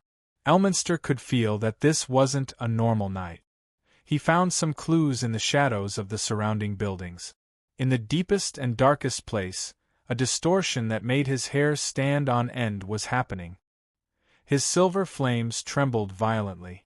The power of the Chosen was warning him. Faint murmurs rang in his ears, like the sighs and lingering of a lover. The voice from the shadows had the power to penetrate deep into his heart, causing his mind to be thrown into chaos. He seemed to hear many names in his memory, and their whispers and murmurs. The shadow was everywhere, affecting his will. Elminster knew that this was a bad joke by the Lady of the Night. As Mystra's mortal enemy, the Goddess of Shadows didn't seem to want to let him go. However, he wasn't afraid of the Lady of the Night's schemes and plots. This wasn't the first time something like this had happened in his long life. What worried him the most was another voice, a voice from the human heart. He could feel that as Chen Ong got closer, the power grew stronger and stronger, and the temptation gradually tainted his soul. What truly terrified him was that he had forgotten about that thing. Elminster couldn't remember what it was that was tempting him. Where did he put that thing that he had forgotten about? Darth Morgoth. Elminster's voice echoed in the haze, his aura like thunder. His voice rumbled like thunder, dispersing the whispers in the shadows. Your power is like the abyss, but I can see the darkness beneath the stars.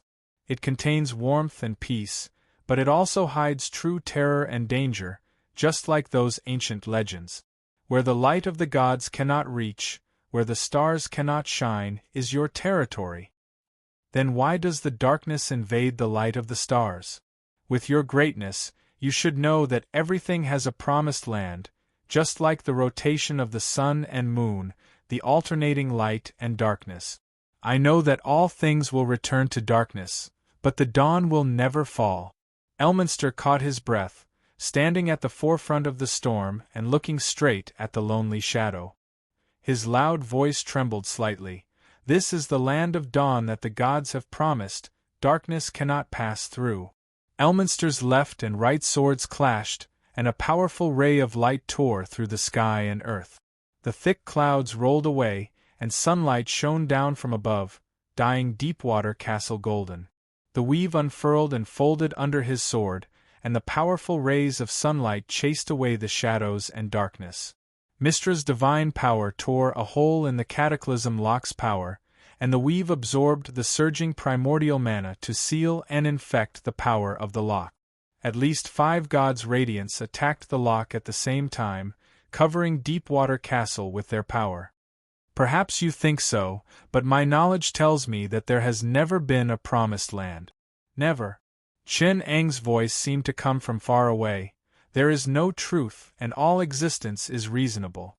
You are like a Dostoevsky hero, controlled by your nihilistic god.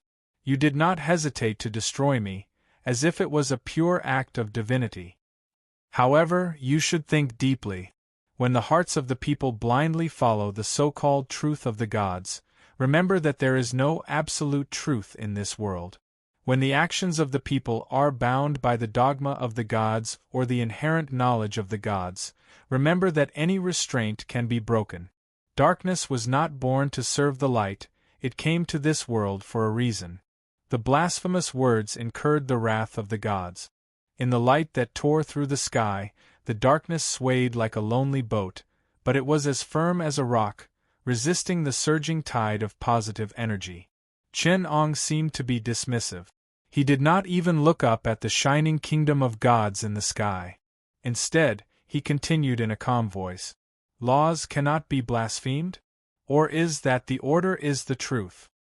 The gods have described the truth of this world to you, and they have set the rules for everything. Even the abyss and hell are in their places in order. This world is like a set of precise gears, operating with fixed rules and order. It even makes you think that this is the world itself, but there is always a deeper truth hidden under the truth, and I have never stopped pursuing the truth. When the order collapses, when the throne shakes, and the false truth breaks into ruins, the truth will be revealed. Only movement and change can bring us closer to the essence of things, Chen Ong said with a smile. Remember, everything is false, and everything is allowed. Elminster could feel his silver flames emitting the strongest anger, as if they were going to burn him to ashes. The light of the gods made the sun pale. The gate of mountain paradise appeared on Deepwater Castle, and the surging ocean of positive energy seemed to have gone out of control. Elminster could feel the light of Pyro and the other gods wavering, and the brilliant ocean surged endlessly from the sky. At this moment, he clearly realized that they had fallen into an elaborate trap. Mountain Paradise was shaking, and the violent ocean of primordial magic slapped the plain. The origin power of light and kindness flowed along the river of souls and circled the peak of Mountain Paradise. It turned the place into an ocean of light. At the core of the ocean, the purest radiance condensed into 3 gems, tearing apart part of the essence of heaven and becoming their form. The 3 shining diamonds fell from the sky. To be continued. Chapter 163. Dawn fell from the heavens, turning the human world into a land of ghosts. The indescribable radiance made it hard for everyone to open their eyes. It descended from the highest constellation in the sky. At that moment it was the most beautiful meteor, and even the sun could not overshadow its radiance. All of Faerun could see it. It was beautiful and holy beyond compare.